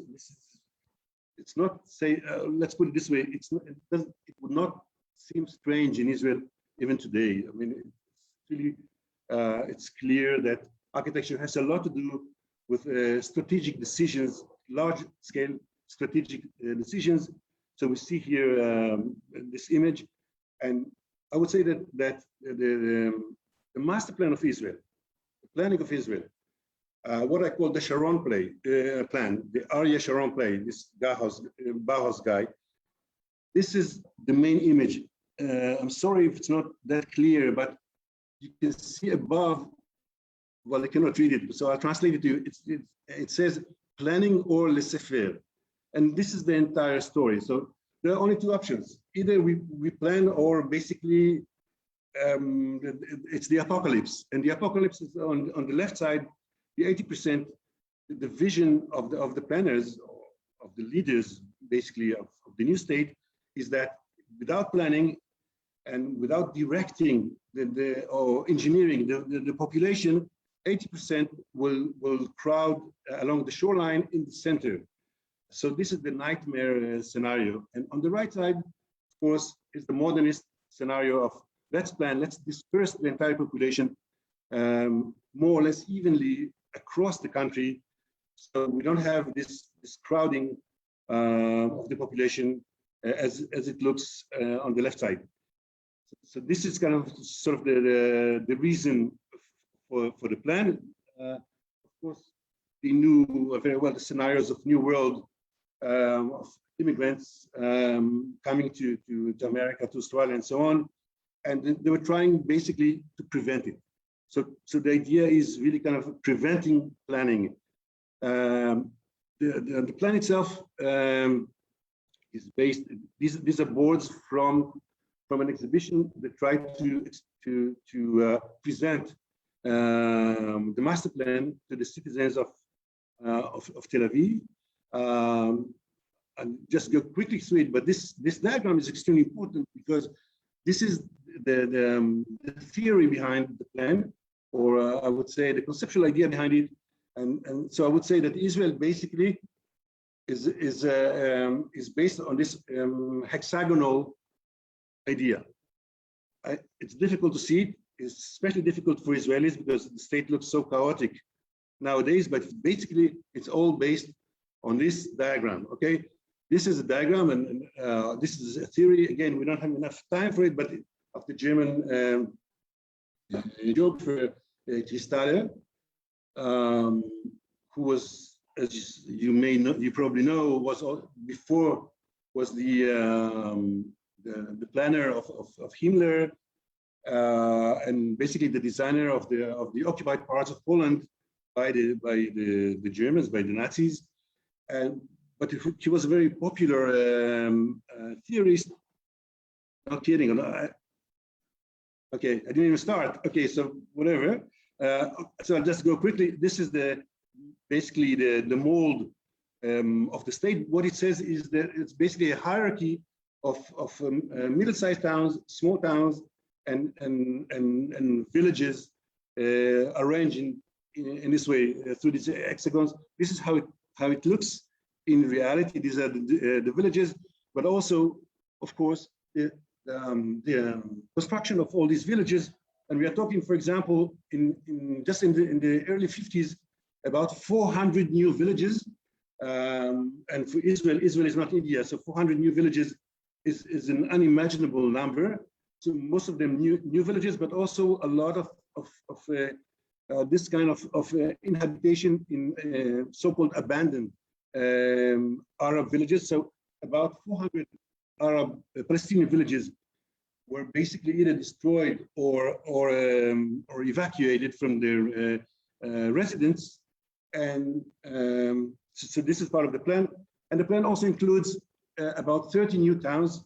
These are the schemes of the new towns. Basically, they look exactly like the Abercrombie's British post-war new towns. These eggs, these biomorphic shapes, are taken from the British garden cities, as they were called. So basically, it's towns without the idea of street. It's all this kind of bubbles of separate neighborhoods. In the watercolors, it looks really green and beautiful. Let's look how, and of course, all they come with these models. I'll do it very quickly, but in reality, this is how it looks. These new towns, okay. Many of them, all of them, basically in the periphery, but many also in desert areas. Okay, so I wanted now to move to architecture and to talk about state architecture. I'll just show you how it looks, kind of official state architecture. This is the main Hebrew University campus, beautiful campus. Okay, just quickly through this, just you get a sense of this kind of post-war or state modernism, state or labor union modernism, just to show, just that I can reach very quickly what comes after that, what becomes sort of a national architecture. These are housing in the desert, I would say experimental housing. But here we come to the poster that Sharon proposed, and to brutalist architecture, basically brutalism now, concrete architecture, what Sharon called wood architecture, right? If we take the tower and stockade as the form, so here now we take off the form and we get this monolithic architecture here, again, Yeski Alexandroni. you have to remember that most of the architecture in the 50s, 60s, and even in the 70s in Israel is not private. It's either state architecture or labor union architecture, but it's basically national organizations. There's very little private market. Most of what you see, schools, for example, would look like that. This is something that Sharon once wrote an article about this building. But we have other schools like that. This is the interior, extremely sensual. It's totally personified as the new figure of the Israeli. And of course, it's presented in contradistinction to what this young generation of architects would describe as the earlier architecture, the so-called Bauhaus architecture, is kind of as diasporic. It's not from here. Again, it's not native or not autochthonic.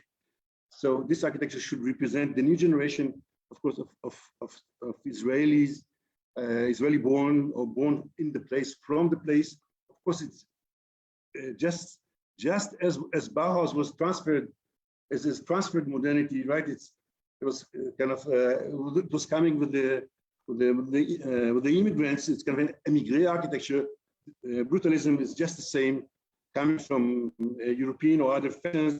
So we see this kind of endless architecture. I will just show you the last few images of structuralist architecture because it was nice to see a few examples of this kind of architecture in India. So Israel was for a time a big deal, considered, of course, avant-garde. This is, by the way, one building by Philip Johnson, who has his own dirty biography. But this is a nuclear reactor in the center of Israel by Philip Johnson. I think it's one of Philip Johnson's best buildings. And this is the Israel Museum, the headquarters of the right-wing party and so on. But all the buildings basically, a lot of buildings in this period have this kind of brutalist character. And then this is, we can say that this is kind of a branch of brutalism or not, but this kind of cellular aggregations that we call structuralist or habitats and so on, it becomes very popular in Israel in the 60s. And this is what we see, a lot of kind of polymorphic structures. Again, a lot of them were actually built. This is actually a very beautiful kind of shell architecture. So Israel becomes this crazy kind of desert for experiments, architectural experiments, I mean. This is how it looks. The guy on the right is one of the most interesting, Alfred Neumann was also the dean of the School of Architecture and the dean of one of the avant-garde groups. I should say Tzvi Hecker, who's still with us, still alive, is one of the architects of this kind of architecture. This is a building at the Technion and so on. Here I finish. Military buildings, so civilian and military are in Israel absolutely on the same level. We all go through this process. This is a beautiful building, the City Hall building next to Tel Aviv. And maybe I will end with this image. This is a Club Med in the north of Israel. You can see on the right side, this kind of avant-garde hexagons again, but we see on the left, the ruins of, the fresh ruins, I should say, from 48 of the Arab village that was there, totally disregard, totally out of scale. This architecture is no more than kind of this kind of light straw architecture, but it's overscaled and totally apart from the ruins of the village. These are not archaeological ruins. It's not a Crusades or Roman or anything like that. It was a Palestinian village. It was recently destroyed. Okay. Rushing through this. Okay, thank you. Thank you very much. Okay. Thank you very much, Zvi. Yes, just maybe to complete the last Club Med, it was Neumann and Hecker and Eldar Sharon, the son of Aryeh Sharon, who did the master plan of of Israel. And this is Hacker again in Jerusalem. So now we are going to take a break of how long, Durganand? Professor Doshi says by 5:45. That means in half an hour he would join us. In half an hour. So yeah, exactly. So in Israel it will be 15:15. Sounds Yes, nice. but he may join 10 minutes earlier, so he may join about 20 minutes from now. But he Okay. says 5:45 is. I'll Okay, just call so him. be ready. Yeah. So see you later in a moment. See you. Thank you.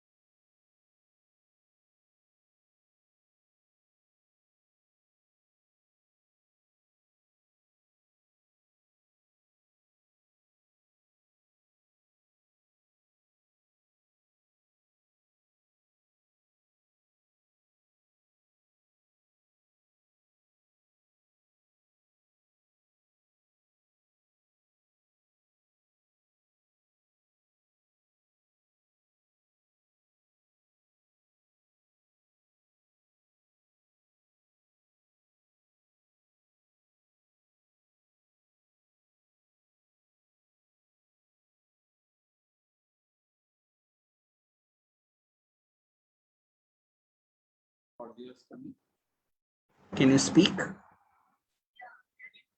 Just speak. So I'll see. Hi, Durganand. Yeah, Sharon, hi. I'm just requesting Doshi's to speak. So we're just testing the audio. Okay. Manisha, could you speak?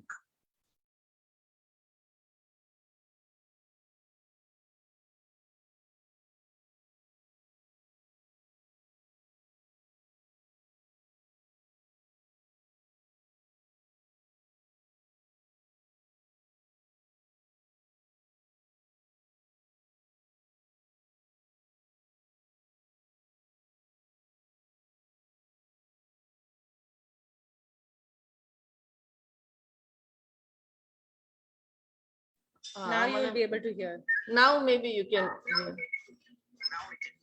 Okay. Okay.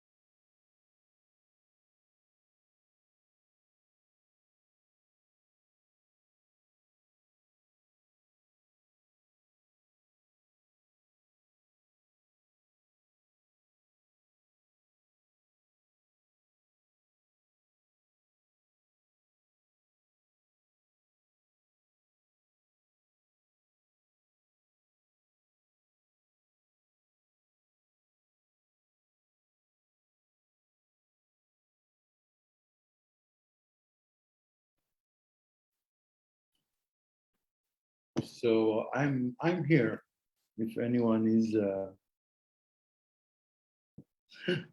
Hi, Chai. It was very interesting.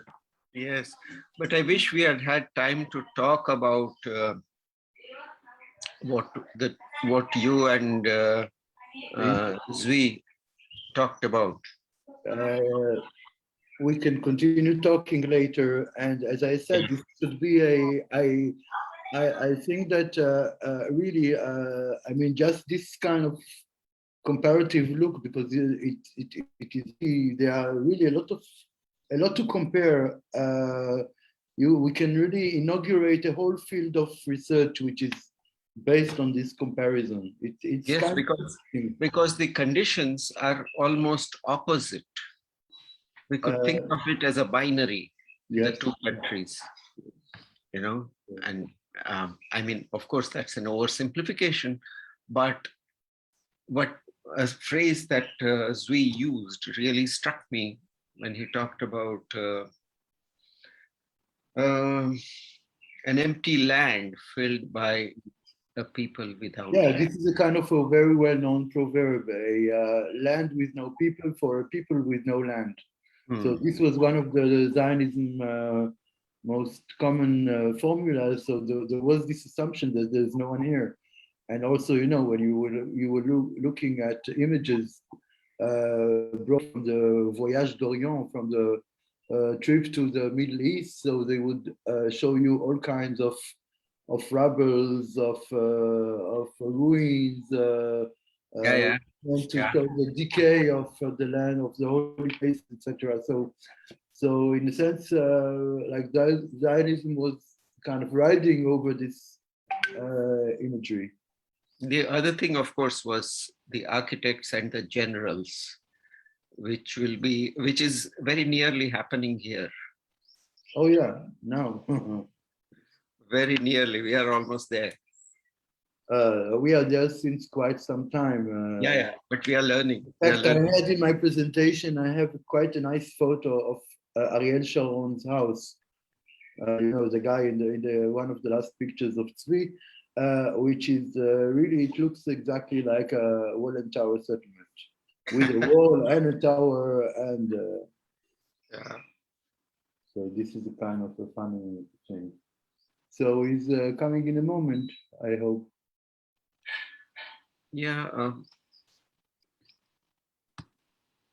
Well, you are in Gandhinagar, in your place? Yes. Nandan is here. Yes, I'm here. But Doshi was also online.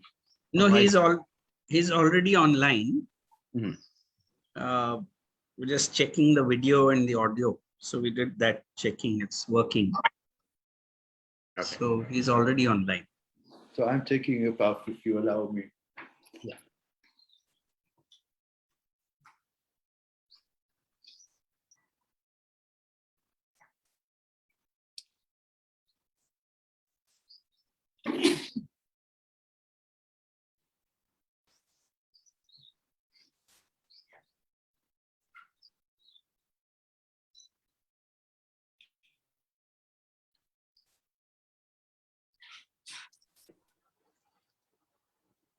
Thank you for your remarks, Shimon.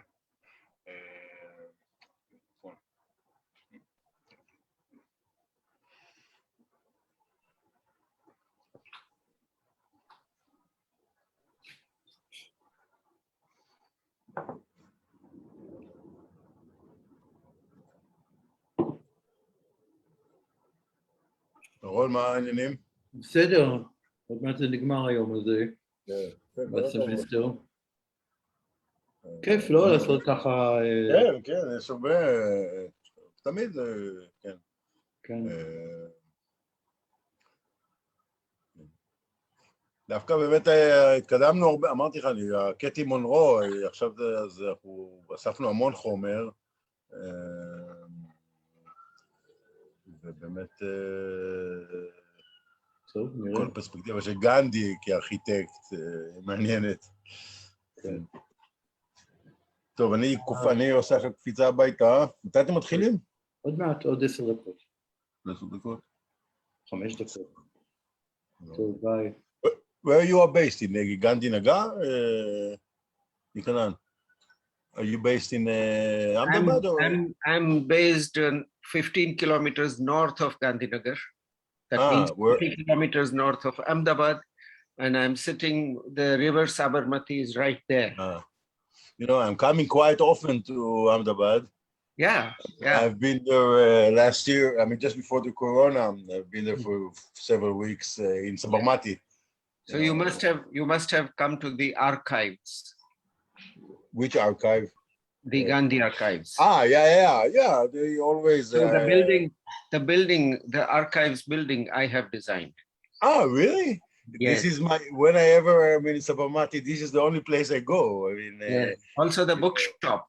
The bookshop and the new toilets. Really? Toilets are the most important part.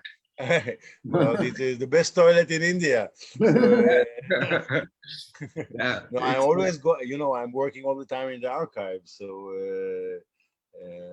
I've been there 3 times, like for several weeks each time. And, you know, yeah, very good. Working with Trideep and with, what is her name? Yes. Responsible for the archive. Kinnari, yeah. She's a very good friend of mine. Yeah, they would be. No, Trideep told me that he was quite sad that he couldn't join us today, but he said you'll have a good time talking to him. Tell him my best regards. Yes, I will. Yeah, we were working. We didn't advance much, but we have this plan to publish with Sabarmati. We have this plan to publish actually kind of paper book, like a kind of a source book, because there are, you know, I didn't say it, but in a way, through his letters and his diaries, he actually giving us the full description of events in South Africa. Yes, and this have been never published. So it's a kind. So I was all this Corona time. I was transcribe all his archive and then sent to Trideep. So I'm still waiting that he will do his part, but he's all the time busy. Yeah, he's now the provost of SEP University, so they keep him very busy. I know. Yeah, but you know, we are coming out with a book of the documented versions, drawings of all the places that Gandhi lived in India. Yeah, it's nearly last pre-publication preparation, the drawings, updating, etc. is going. Here is Professor Doshi.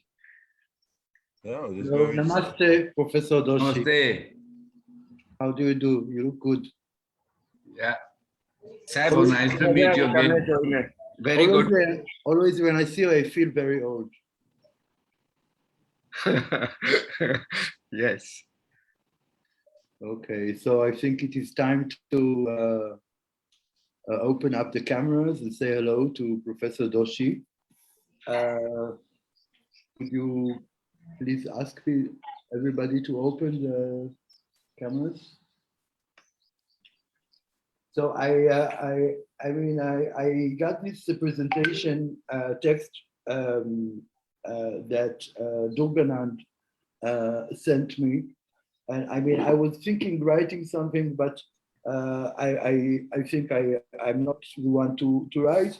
Of course, Glenn Murcutt is one of my favorite architects. I think I was speaking about him in the studio the other day.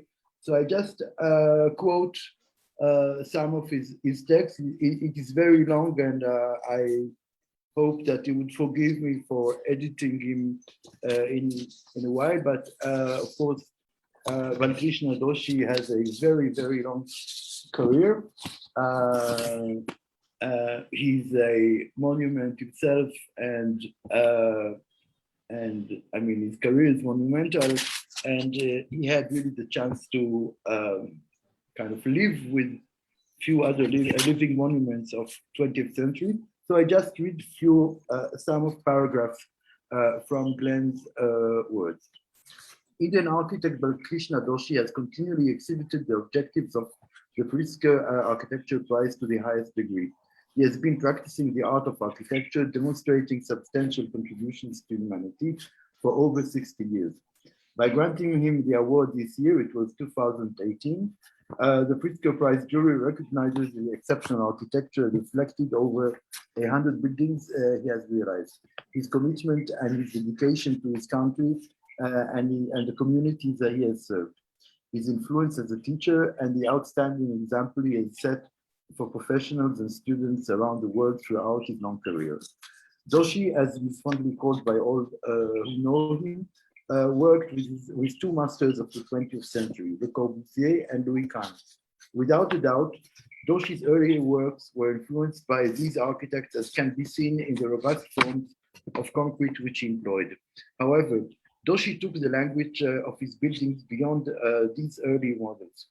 With an understanding and appreciation of the deep traditions of India's architecture, he united prefabrication and local craft and developed a vocabulary in harmony with the history, culture, local tradition, and changing times of his home country, India.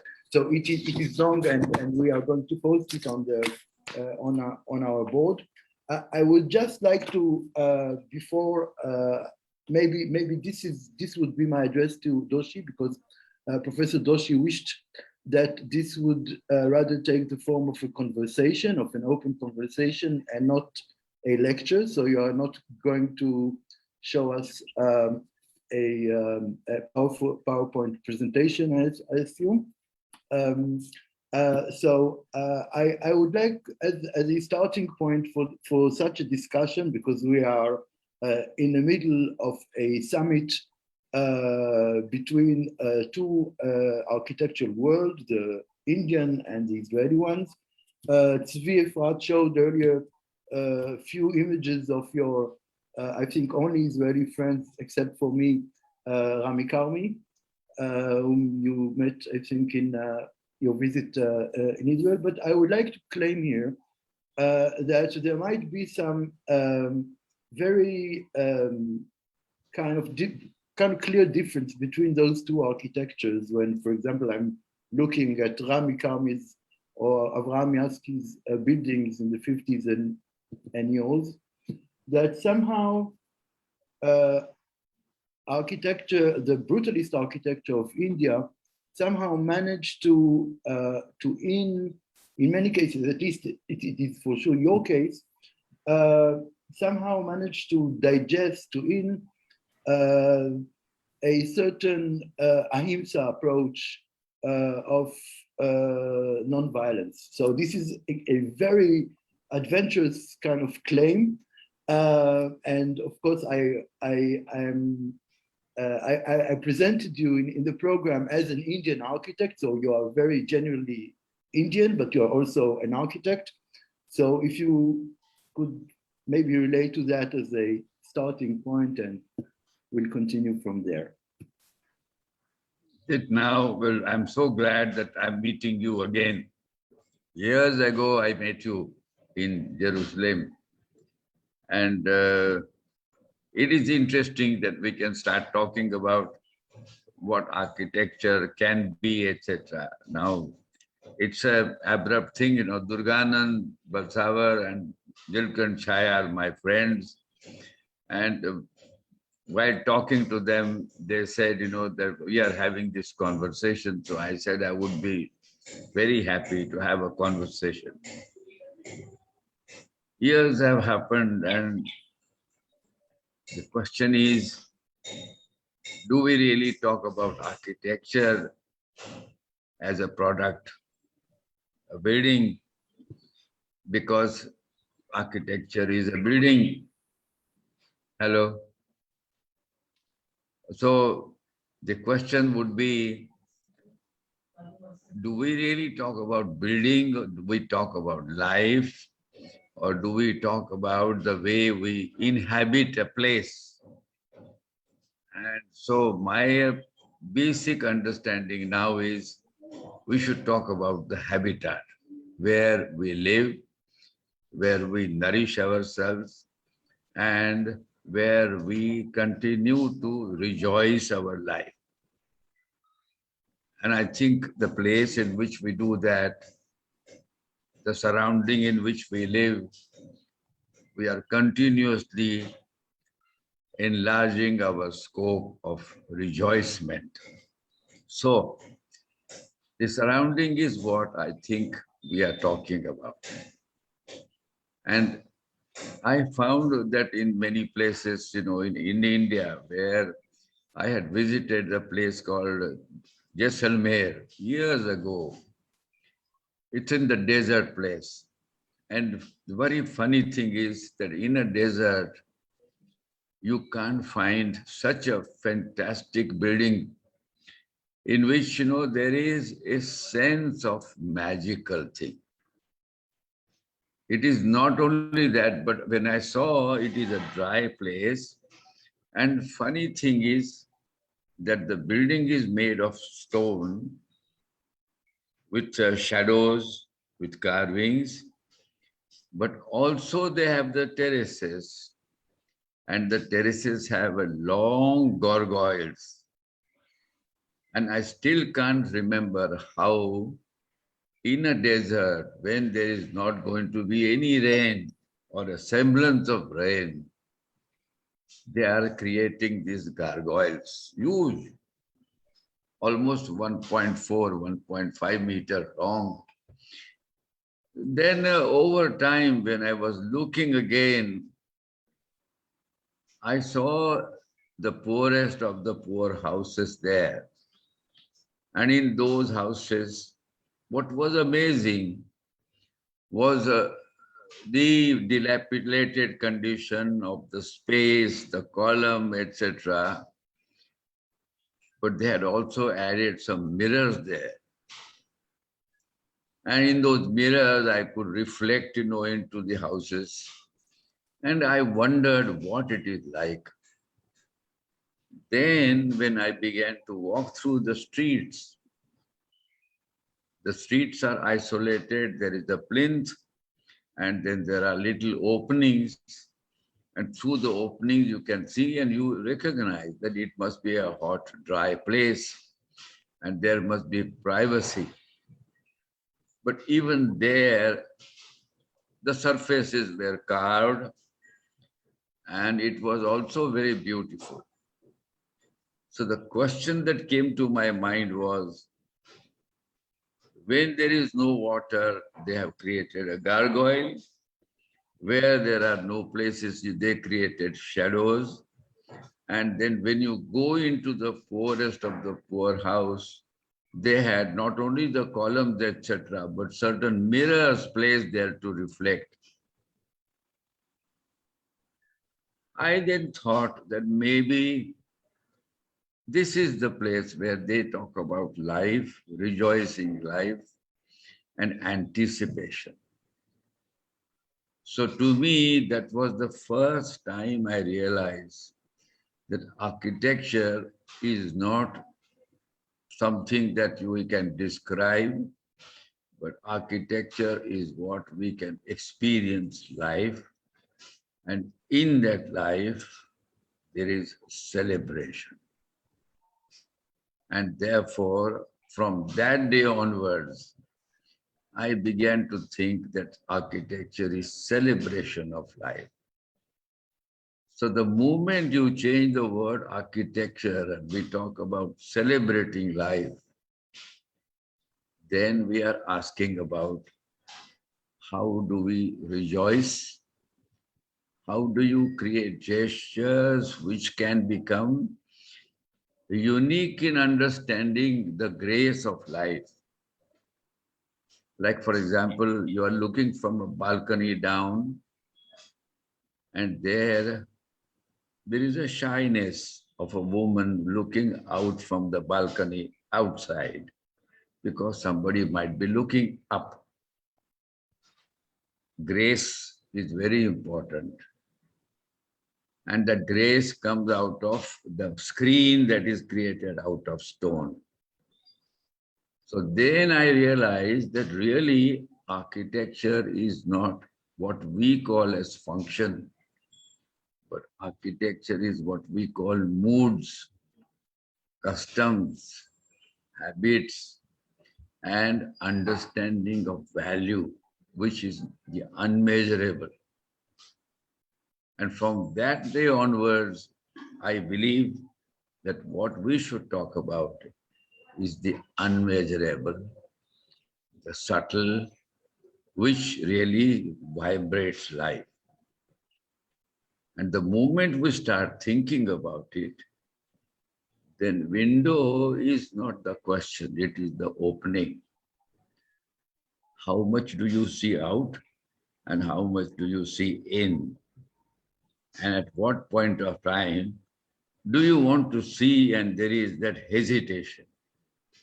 And I think this is something which I have been wondering about. So perhaps, rather than my talking, I would like to really know, how do you see life and the habitat and the place which is surrounding us? So maybe this would be my question, that leave aside the place, leave aside climate, leave aside culture. How do we really see when we design things or when we locate something? So that has been my question. Perhaps we may have some dialogue on that. Maybe Professor Chhaya can start talking about it. Yeah, thank you, Doshi. It's wonderful to see you again after many days. I virtually grew up in one brutalist building, which Sharon has called brutalist, the School of Architecture building. And it's a building full of life. It is bare. And bare buildings have been called brutalist, buildings which have thick walls, rough surfaces, exposed concrete. They've been called brutalist.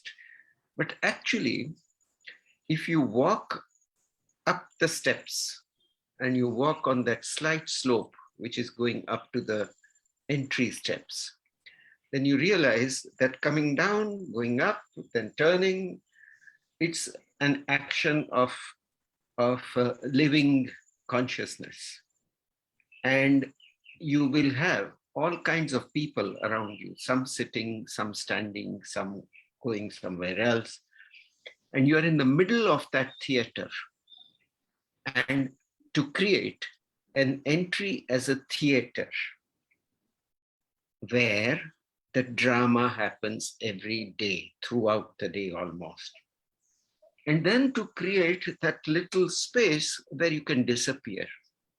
And then to create the gap between into which you can hide. So I think what you're talking about is the same thing. It is space again, it is architecture again, but it is thought of through how humans or how we will move around in that, how we will enjoy that. And that's how I understand the non-brutal, brutalist, ahimsak brutal building. Yes, that's my feeling. Now that is really how when I designed that building, first of all, I did not practice architecture. I never went to the regular school. And here I am, thinking of starting a school of architecture. And when you really think about it, and then you say, what kind of a school? But then the next question comes that you have to have people, you have to have students, you have to have a place for them to come. So it was my first attempt in my life to think about the school of architecture, a place where they will learn or you will teach or there will be a conversation. So when I was doing that on a tracing paper, now you can imagine an architect who has not much practiced and starting the school, and I am asking Neelkanth to do the Institute of Management, who is set not very far from the place I am. And I wondered, luckily now because of Chhaya is talking, I am thinking what was going on in my mind. And the thing that happened to me was, how do I locate the building from the compound or from the road? And I said, if I am young kid, I have no place to go, and I have to walk into this place. What should be the case? So you walk from a distance, and when you walk from a distance, you're going for the first time. You must go and gradually go down, and there is an earth which is undulating. I never thought of the word landscape, but I was thinking about movement. I was thinking about the grass and maybe creating some value because it was a rainy place. The road was higher. The rain might come. People said, you are doing a building below ground, below road level. It will be flooded and you will have a problem. So I'm looking at the land and I'm saying, if the water came, where will the water go? And mind you, the location that I had selected was a broken, dilapidated brick kiln. It was like almost a debris. So the question that came to my mind was the journey is very important. And I think journey, the word, as a young kid, as a fresh architect trying to build a building, the journey was of discovery, excitement. So I made the slope, then I gradually dipped. I imagined the ground gradually becoming green and became a rolling ground. And then the student is going to enter the place. But how does he enter? So he has to enter into a place which is large, husky, but of no consequence, no filigree, very simple brick walls and a very low height. And so gradually you walk there, you are discovering, and you are really into an open space. So the whole idea is, can the architecture become experiential of low, high, wide, narrow, undulating, etc. Eventually, the lawns became lush, the roots became, the ground became rolling, and it was a playground. So it was not a school. It was actually a gathering place or discovering place. And so as you go in, then you are going from an open to sky place to a shadow place in which the roof, the horizontal slab is hovering, and you go through semi-dark place without knowing where the staircase is, without knowing where. And you see from far away certain steps risen, and you sit there and some people are sitting there. So you really feel, oh, it is the place to come. But you are shy. When you are shy and you are really walking there, you gradually walk a long distance, all bare, absolutely nothing, just brick floor, brick steps, very low steps. And then there is a little wall there on which some mural can be made or something. There some students are sitting. The issue then is what kind of a thing that goes on in the mind of a young kid. He wants to have an acquaintance. So he comes and meets those people and says, how are you and whatnot, and slowly turns around his body. And then he looks at the building which is there, so it is not the opening in the front. The school building opens in the reverse way. So as you turn around, you look back to the place you came from, and then there is a slight ramp, as Professor Chhaya was just now mentioning. And then there are two entrances. At that time, I thought that in the Indian movies, always there is a young boy and a young girl, and they are going around the trees. And then they go and they have a dance, etc. I said, maybe this is the place somebody will meet somebody, and the romance might start. So I said, not one staircase, but I would make two staircases. and they become wide mouth and gradually narrow. And the idea was that the moment you have made a staircase and the couple, and if you see a girl there, young girl, and then you start wondering, how do you go? How do you approach? So the staircase was splayed, the entrance was made wider with the concrete walls coming up and the steps going, and then gradually you discover a bridge on two sides. So the issue is the Indian movie and the staircase column which goes down in the middle, it is like going around the trees. But when you come on that bridge, you come to the narrow bridge and you forgot about that big space, the long steps, etc. So my impression was, my thought was, there should be not only that romance, but the moods must change. And when the moods change, there will be a dialogue. And when the dialogue happens, there will be a gathering. And when there is a gathering, there will be lingering of movements to slowing down, getting acquaintances and meeting people, etc. And then the bridges came, and then came the studio. So the idea is, isn't it really a story about how do we unfold? How do we become more aware and discover oneself to break the barrier and then come to some kind of a place where you can have conversations, you can have dialogue, you can learn.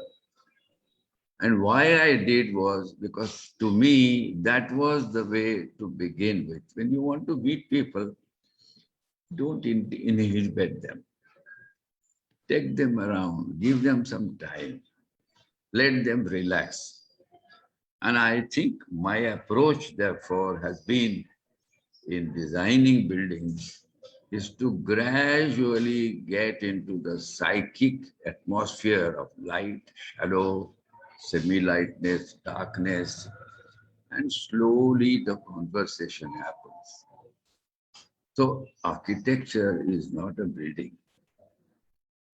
Architecture is an atmosphere.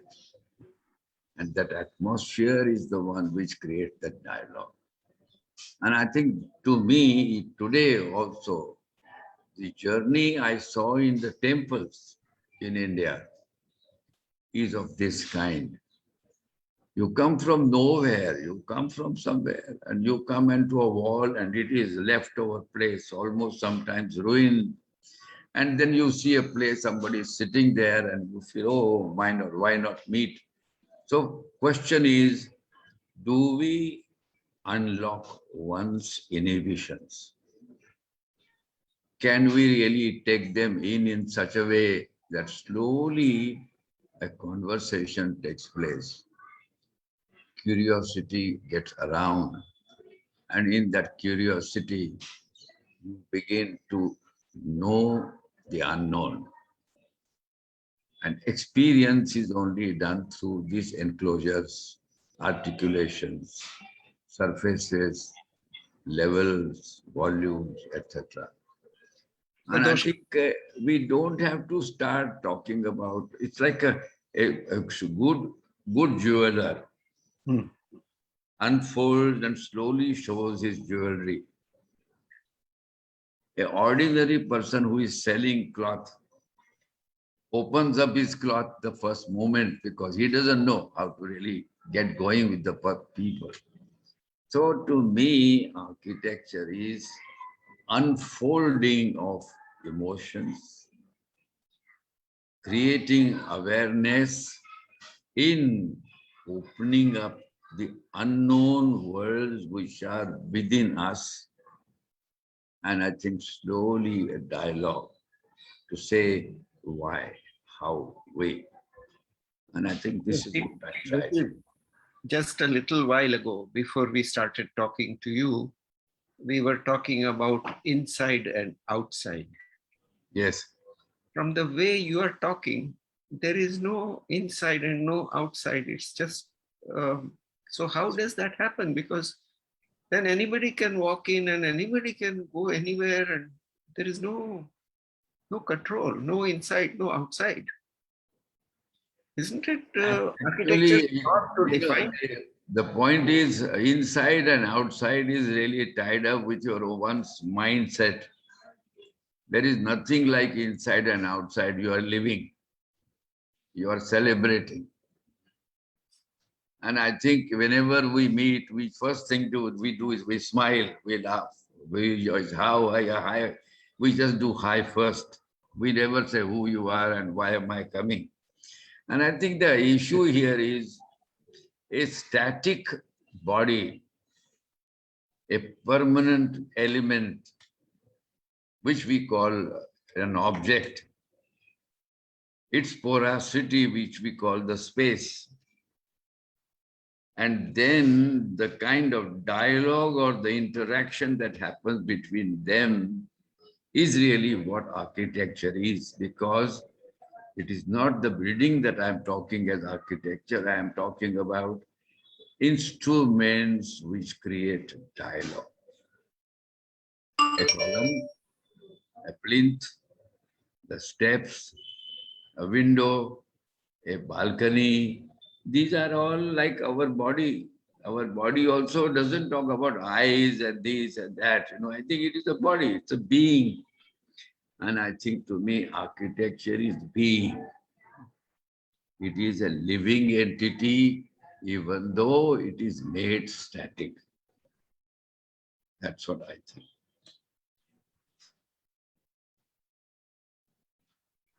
Anyway, incidentally, I'm sorry. I just barged in. I happened to meet Durganand and he says there is a meeting. And so I came here and I'm just got involved with this.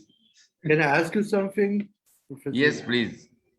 Durganand said earlier that you started working on Chandigarh and then you decided to go back working in Ahmedabad. Yes. So first I would like to ask you what's the problem with Chandigarh? And secondly, I think that no one among us will ever meet someone that was one handshake distance from Le Corbusier and Neelkanth. So I mean, this is quite also, I would say, a testimony. You've been, I mean, you saw this history of the architecture of 20th century is made in front of your eyes. You worked at Le Corbusier's office in Paris. The funny thing is that I would not have gone to Corbusier either. By just chance, I met Samper.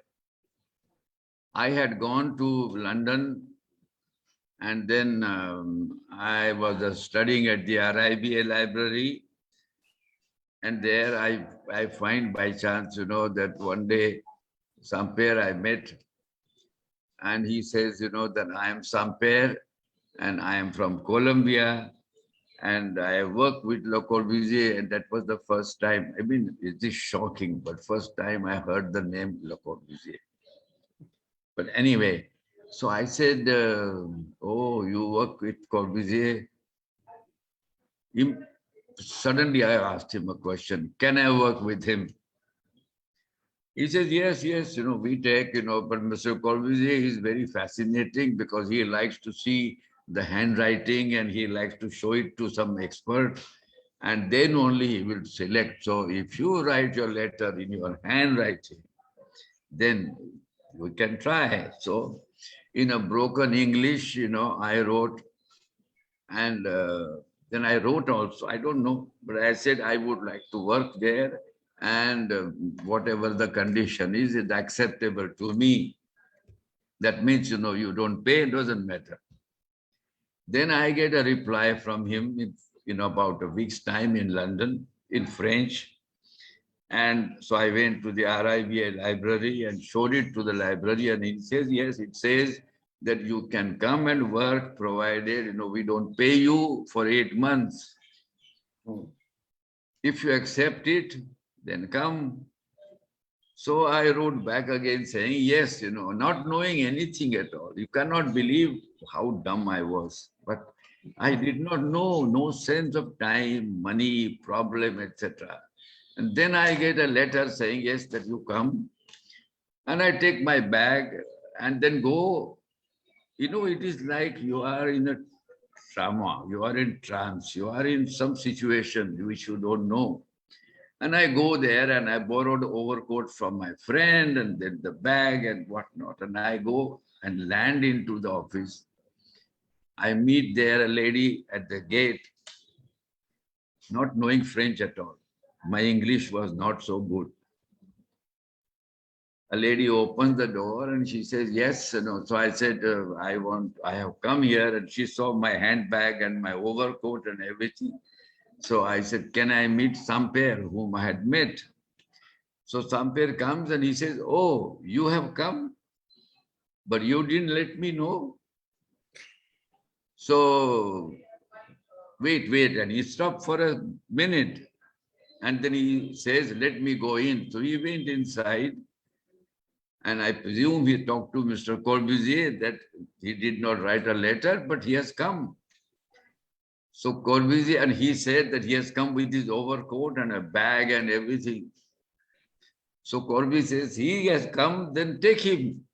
So he comes out, and then, he says, now, okay, you have come, so let's see what you can do. And I had not much money. He says, I'll find you a place to stay. So we went out and found a room in the hotel, and then he put me there. Mind you, this is all happening without talking in French. It is like you are in a daze. And then I stayed there, and the next morning I went. Now, this was a French-speaking studio, a culture, and I am from India, not knowing even better English, but I am fresh. That's the beginning of my career. And then slowly I learned French. Corbusier knew that and Corbusier hated to speak in English. But with me, then he says, okay, so what did he do? Now here I am, he is working in India. Now he knows some Indians, but I have come there like a young kid. He says, okay, come, sit down here, So I sit next to him on the stool. On the tracing paper, he says, okay, now I will do for you, we will do the Sarabhai house. And then he starts drawing the line. And when he's taking the line, mind you, beautiful on the tracing paper, and he draws not straight line, with almost a light hand lifted, as if with a charcoal and a line like this, and he says, this is the wall and the line goes here, and then you move here, and then now you turn on the left, and there is a door, and he makes a vertical thing, and he draws a human figure, and he says, do you know what door is? Do you know how high the door has to be? That is how I learned. And I now remember that how polite he was. And he was particular that he wanted me to be trained because I had gone from India. I had gone there without money. And he paid me after 8 months, of course. But the whole point is that my relation with him was very strange. It is like, you go by surprise. So the thing that I learned is, when we don't have any definite plan, when you are fluid, when you are almost naive like a child, vulnerable, that is the time the real spirit gets into you. And that is what I was trying to do when I had started designing the school.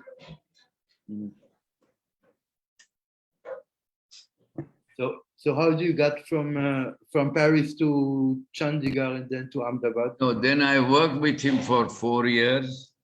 In Paris? Yeah, in Paris, and I became very close to him. I used to meet him, and then I learned French also. and I became friend with everybody. So he was probably very happy. And then I asked him that, can I work with you? No, then I worked with him on the Indian projects, the houses in India. And Did that also was the work with time you? then, High Court was being designed. And so he asked me, and then there was always that Colombian architect, Samper, who was with him for years. And then he was just sitting in front of me. So he would always help me to guide all the time. Translation, understanding. Because Vijay would come and sit next to me on the stool, and so and so and so. He would do like that, And Samper then would explain to me. So that is really how I learned.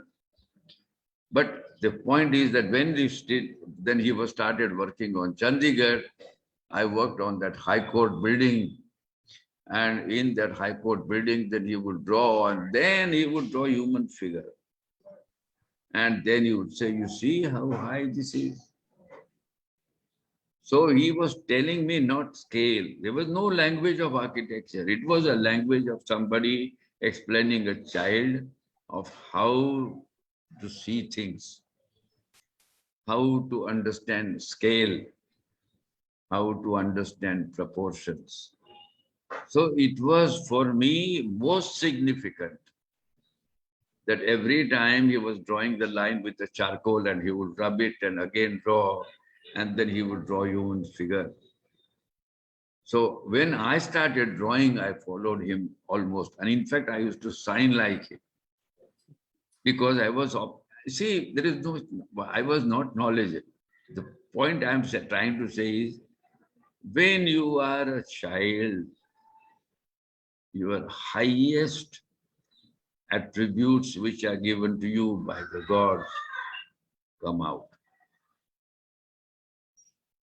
If you become aware, cosmic awareness gradually goes down.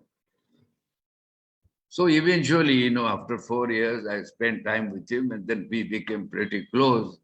Then I started working with him on his Indian projects. And then I said, I want to go back home. He says, but then you will go and look after those buildings.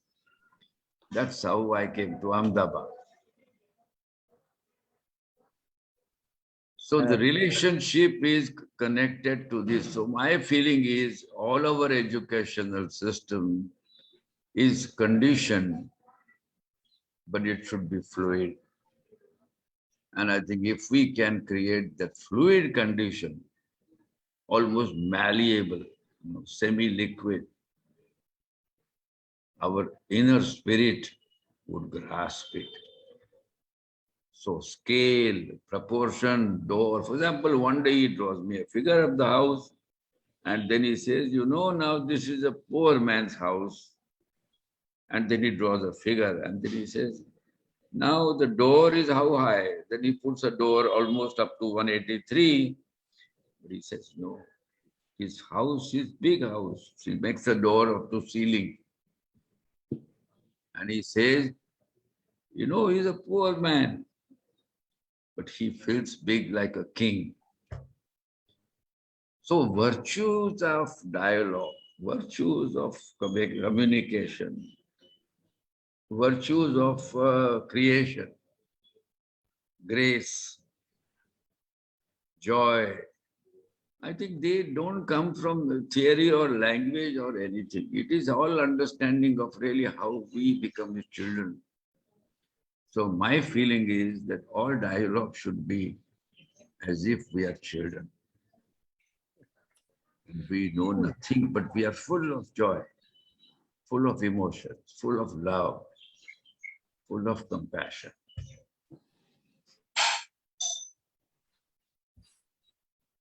We'll try maybe to take more questions. I feel a little bit embarrassed that it's only me talking. Do you want to ask something? Where are you? Yes, please. Yes. Always. Yes. From Always. Thank you. First of all, DOSHI, it's really an honor to have you to share a live conversation with you, as live as this is. Sure. Um, Pleasure. So I'm grateful for this, and I thank Sharon Rotbard for enabling this event and all the other friends from India and from Israel. I want to corner you a little bit, if I can, okay? Yes. I'll try to do it very, very politely. Please, please. Okay.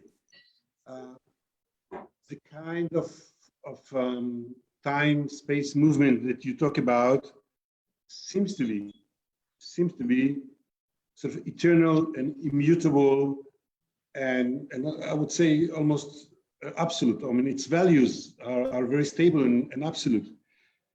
I would like to ask you if this time of the building, the time of space, the campus, in contradistinction to the time of architecture.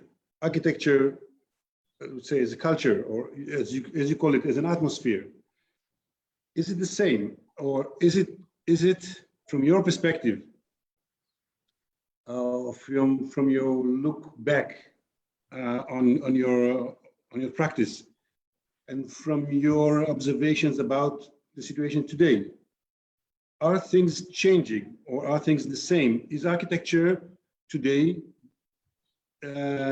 having the same kind of agenda, values, ethics, practices, materials, building technologies? Because it seems that, at least so it seems, that we're really in a time of crisis, of a severe and very concrete crisis and that we all share, the crisis of the environment, of the climate, of great disasters and so on. And my question is, where is architecture in this? Is it the same kind of architecture that you were talking about? Or today, these students, for example, who are listening to us, have to deal with different issues or different agendas? Is what you teach them immutable? Or would you teach them something else in relation to the situation that we are facing now? You know, the thing is that when I started teaching in the school, because I came from that background of Corbusier and his training, I was wondering, I was so new about Bauhaus, I knew about the other architects, and I knew the theories of architecture partly.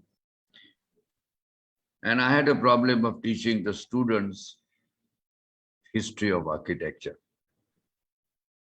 Bannister, Fletcher, and others, and Gideon, and all the things were there. I knew them.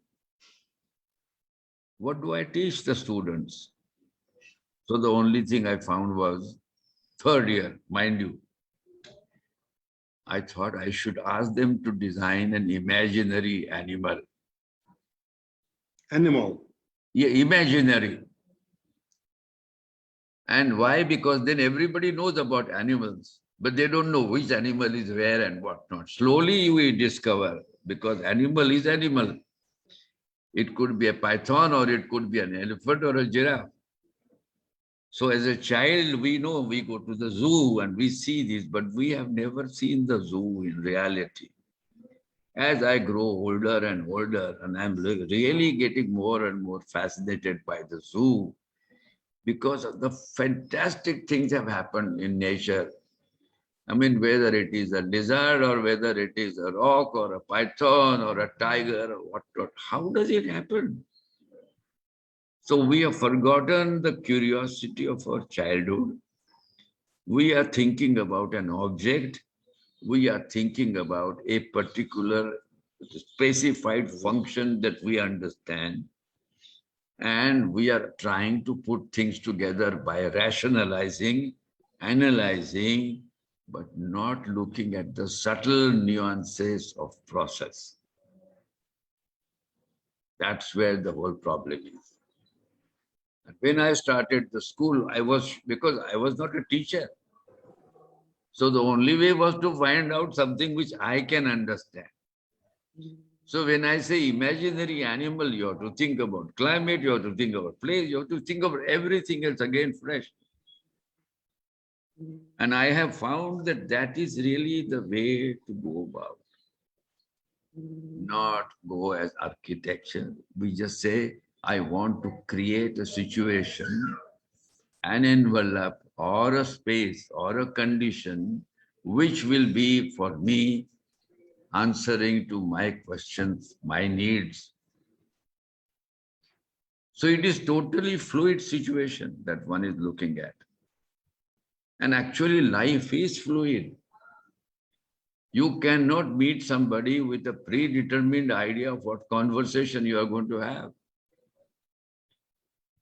We can't. So we flow. When we meet somebody unknown, we flow and develop, and gradually we unfold. But we never do that when we talk about building. Building is not dead. It is not production. I mean, you can have a railway, you can have an aeroplane, you can have a building, you can have everything you want.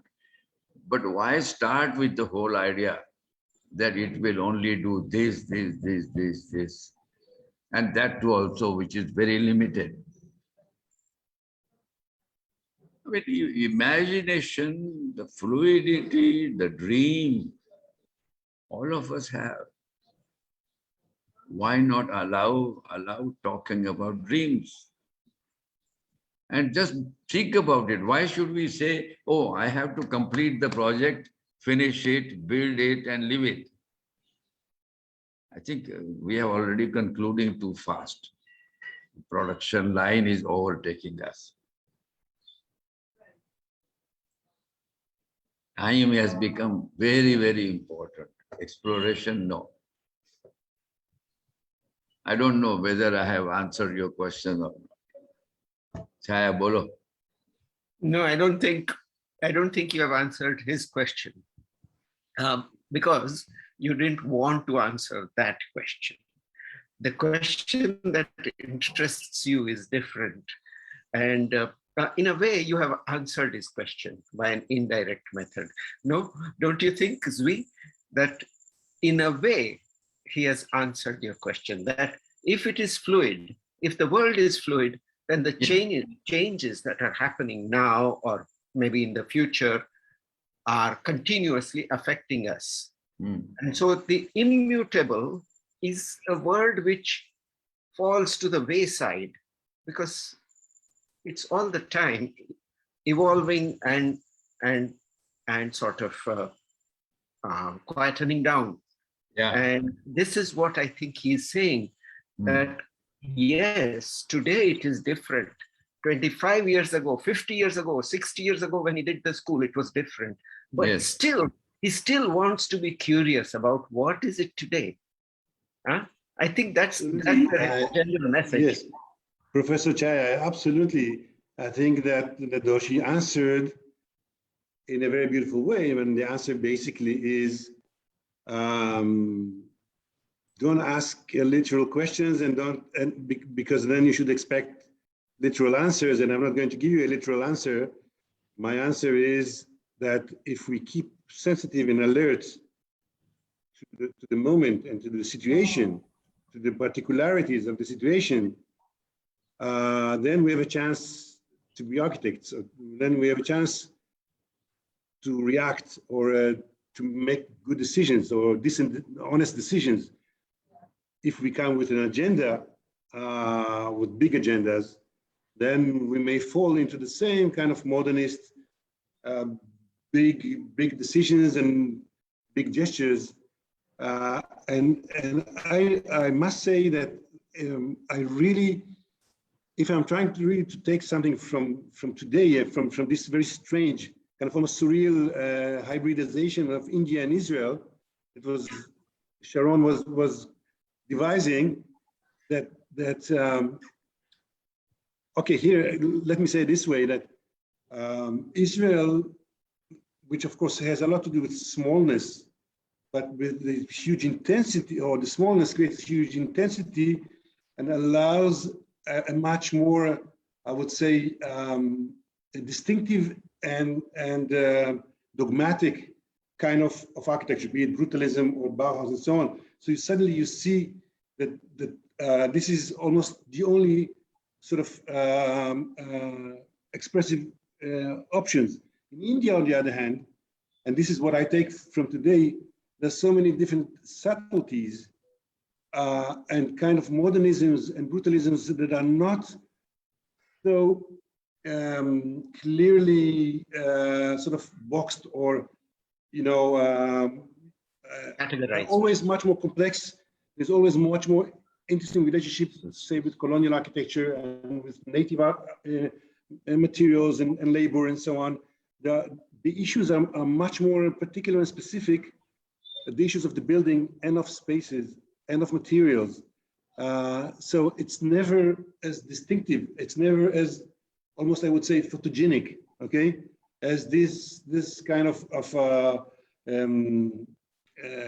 Israeli or Zionist modernisms. And for me, it's fantastic. It's fantastic because it's exactly DOSHI's answer, I think. I don't know if it's because of this kind of historical intensity or traumas in Israel, or the size of it that creates this kind of monolithic culture and very abrupt changes.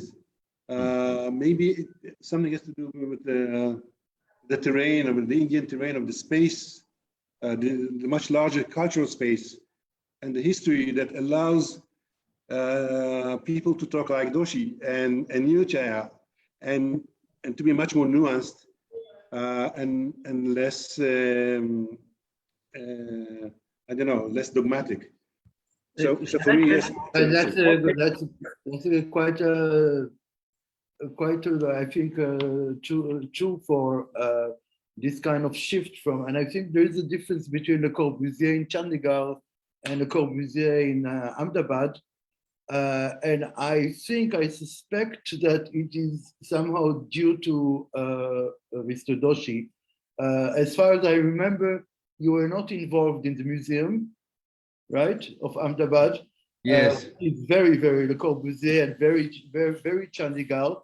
So in a sense, I Yes. see that you, when I look, for example, for me, I don't know for who is the credit, but let's say that the Muse owner's house, I think, is one of the best buildings of Le Corbusier. And for example, if you compare it to his little brother in Harvard, it is much better than the Carpenter Center. Yeah.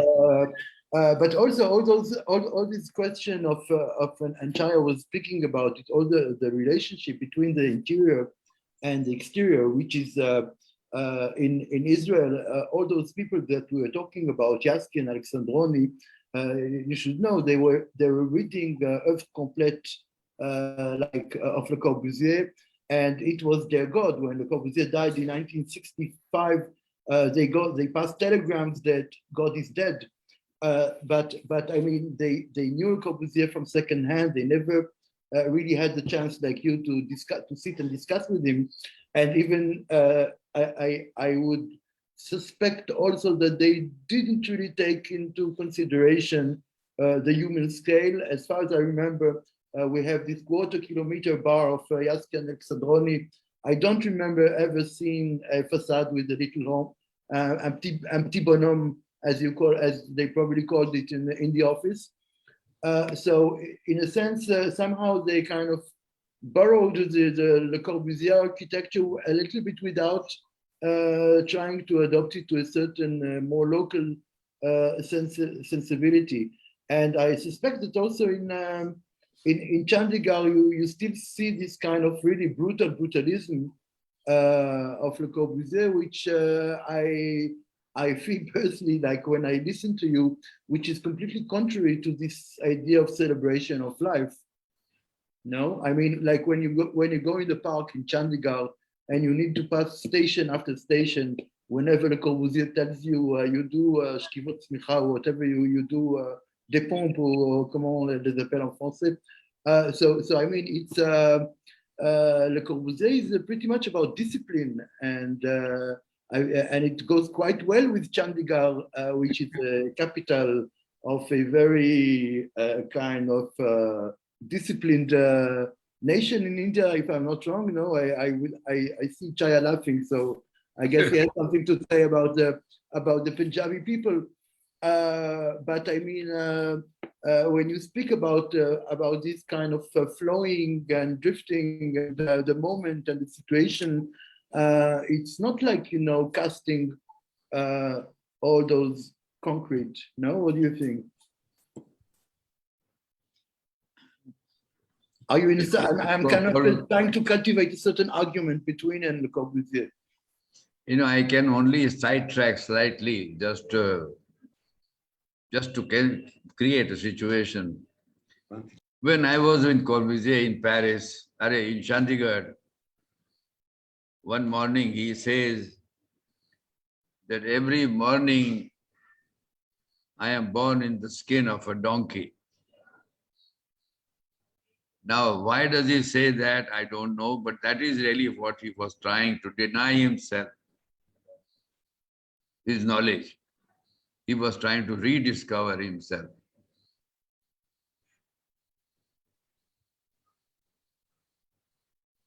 Yeah. Okay. Yeah, that this experience must have been so important to him, just as it was important to us through you. But for Corbusier, it must have been like being born again, coming to India. Absolutely, absolutely. And Pierre, did you know Pierre Jeanneret? Pierre Jeanneret was not that much, but Pierre Jeanneret was involved very much in the furniture and other things, or maybe details in some cases. But basically, Corbusier's buildings are in Chandigarh by themselves. Because he was really a free man. He was all the time wanted to discover himself. I mean, if you look at the High Court, and if you look at the roofs of the High Court and how they're flying, I mean, the whole thing is that he's talking about air, moving air and umbrella. So he uses the word umbrella and then talks about parasol and then create that form.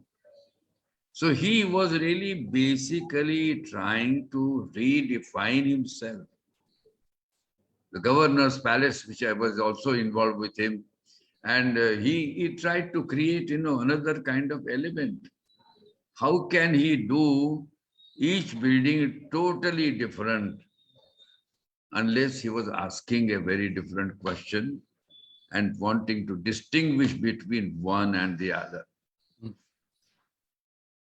I mean, in the whole Secretariat building, there is one portion which is very different because that is where the governor's palace, the officers and assembly and whatnot.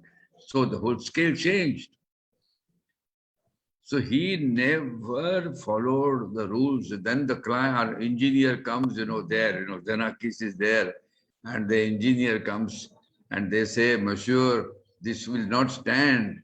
There is no support into this. You are doing something which is very crazy, that facade of the Secretariat. Corbusier comes there and he says, so what? I can tell you what you could do. If you don't have support, let's put the supports. And he put those supports vertically like this. And then between the two, the whole facade changes. So the whole issue is, are we conditioned by anything so that we have to follow that? That is the issue. I think time is up. No, I just wanted to tell Zui one thing, because he talked about Israel, but I remember many years ago, we were doing a housing project and DOSHI was our mentor. He was the architectural advisor. And we had to do very tall buildings and very short ones next to them. And DOSHI had just been to Jerusalem. I don't know what he had seen there, but either he saw something or he created a story of something that he said he saw. But he told us about this tall buildings that some Jerusalem architect had done, with small buildings sitting in between and filling up the space. And you couldn't see the tall because the streets were narrow and you were near the small buildings. And the tall buildings went far away. And I tell you, it was a fascinating story from Israel, which he gave to us for making us improve our design. So it works in many directions. Any more questions? You're okay, Professor? No, Rotbard? only thing I want to just say that I am sorry I came in between in your conversation without knowing, and I got you into something else. So please pardon me for this. No, I have a question for you. I just got the other day this new French book. It is written by a philosopher about concrete. He says that concrete is the arm of massive construction of capitalism. He says that concrete destroyed all the rural and professional knowledge, that it harms the environment, as we were discussing, and of course, and so on and so forth. As we discussed quite a great deal about concrete architecture today, what do you say about concrete? Should we continue using it? I think so. It is not the question of concrete. It is the question of the kind of use and where it is used. If you have to make a dam, I don't think we can talk about only steel. You will have to find something which is fluid and which is workable and which will last long. The obsession is not a correct thing. And concrete is a fluid material. It is malleable. I mean, Nervi has done marvel with concrete. So it is not a question. In fact, first time when you see his pavilions, that is his large halls and the kind of structure there, don't you think, that flowering roof, huge domes that Nervi created, would you not say that it is almost like nature brought by human being? And I think that is what is there. Concrete is nothing is wrong or right. I think it's a question of how and where it is used. That is the thing.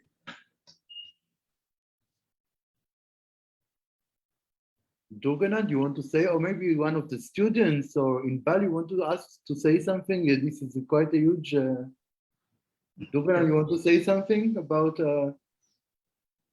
No, I would thank Professor Doshi for visiting us. It's an honor.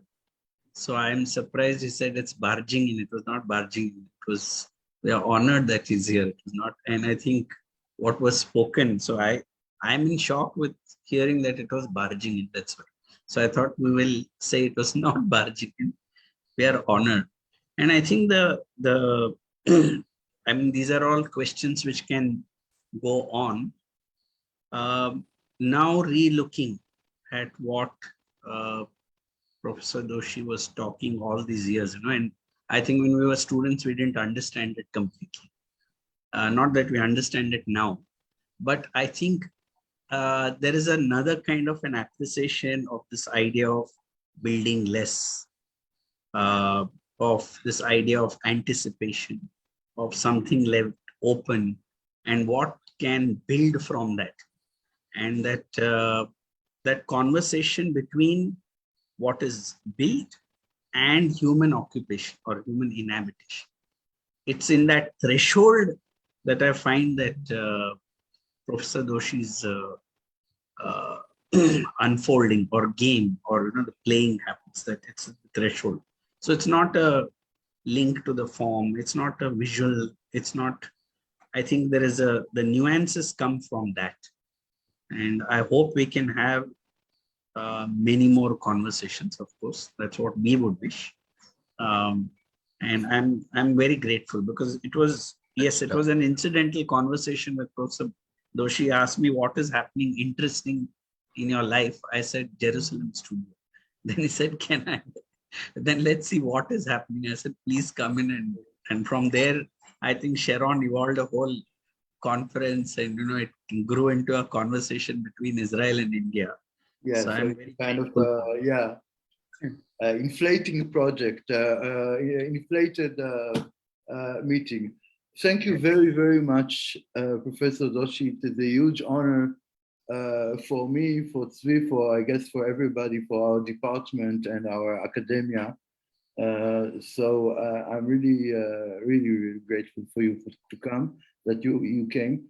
And I promise you and everybody that I will do my very best to visit you in Ahmedabad.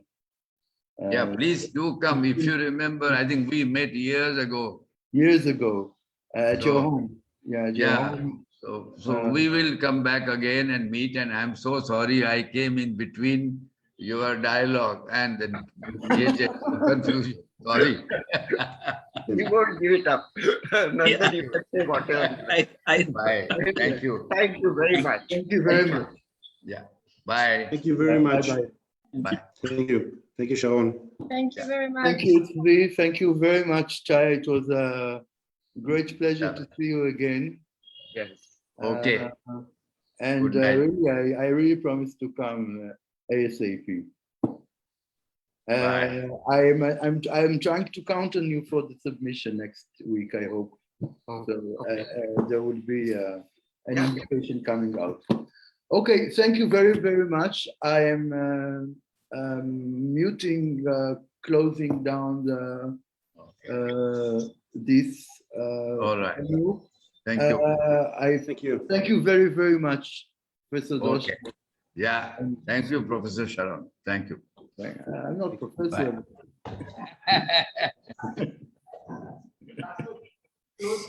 Okay, so that was it for today. Let's meet on Monday, right? Monday morning. So now it was kind of a relief. You need to go back to your project.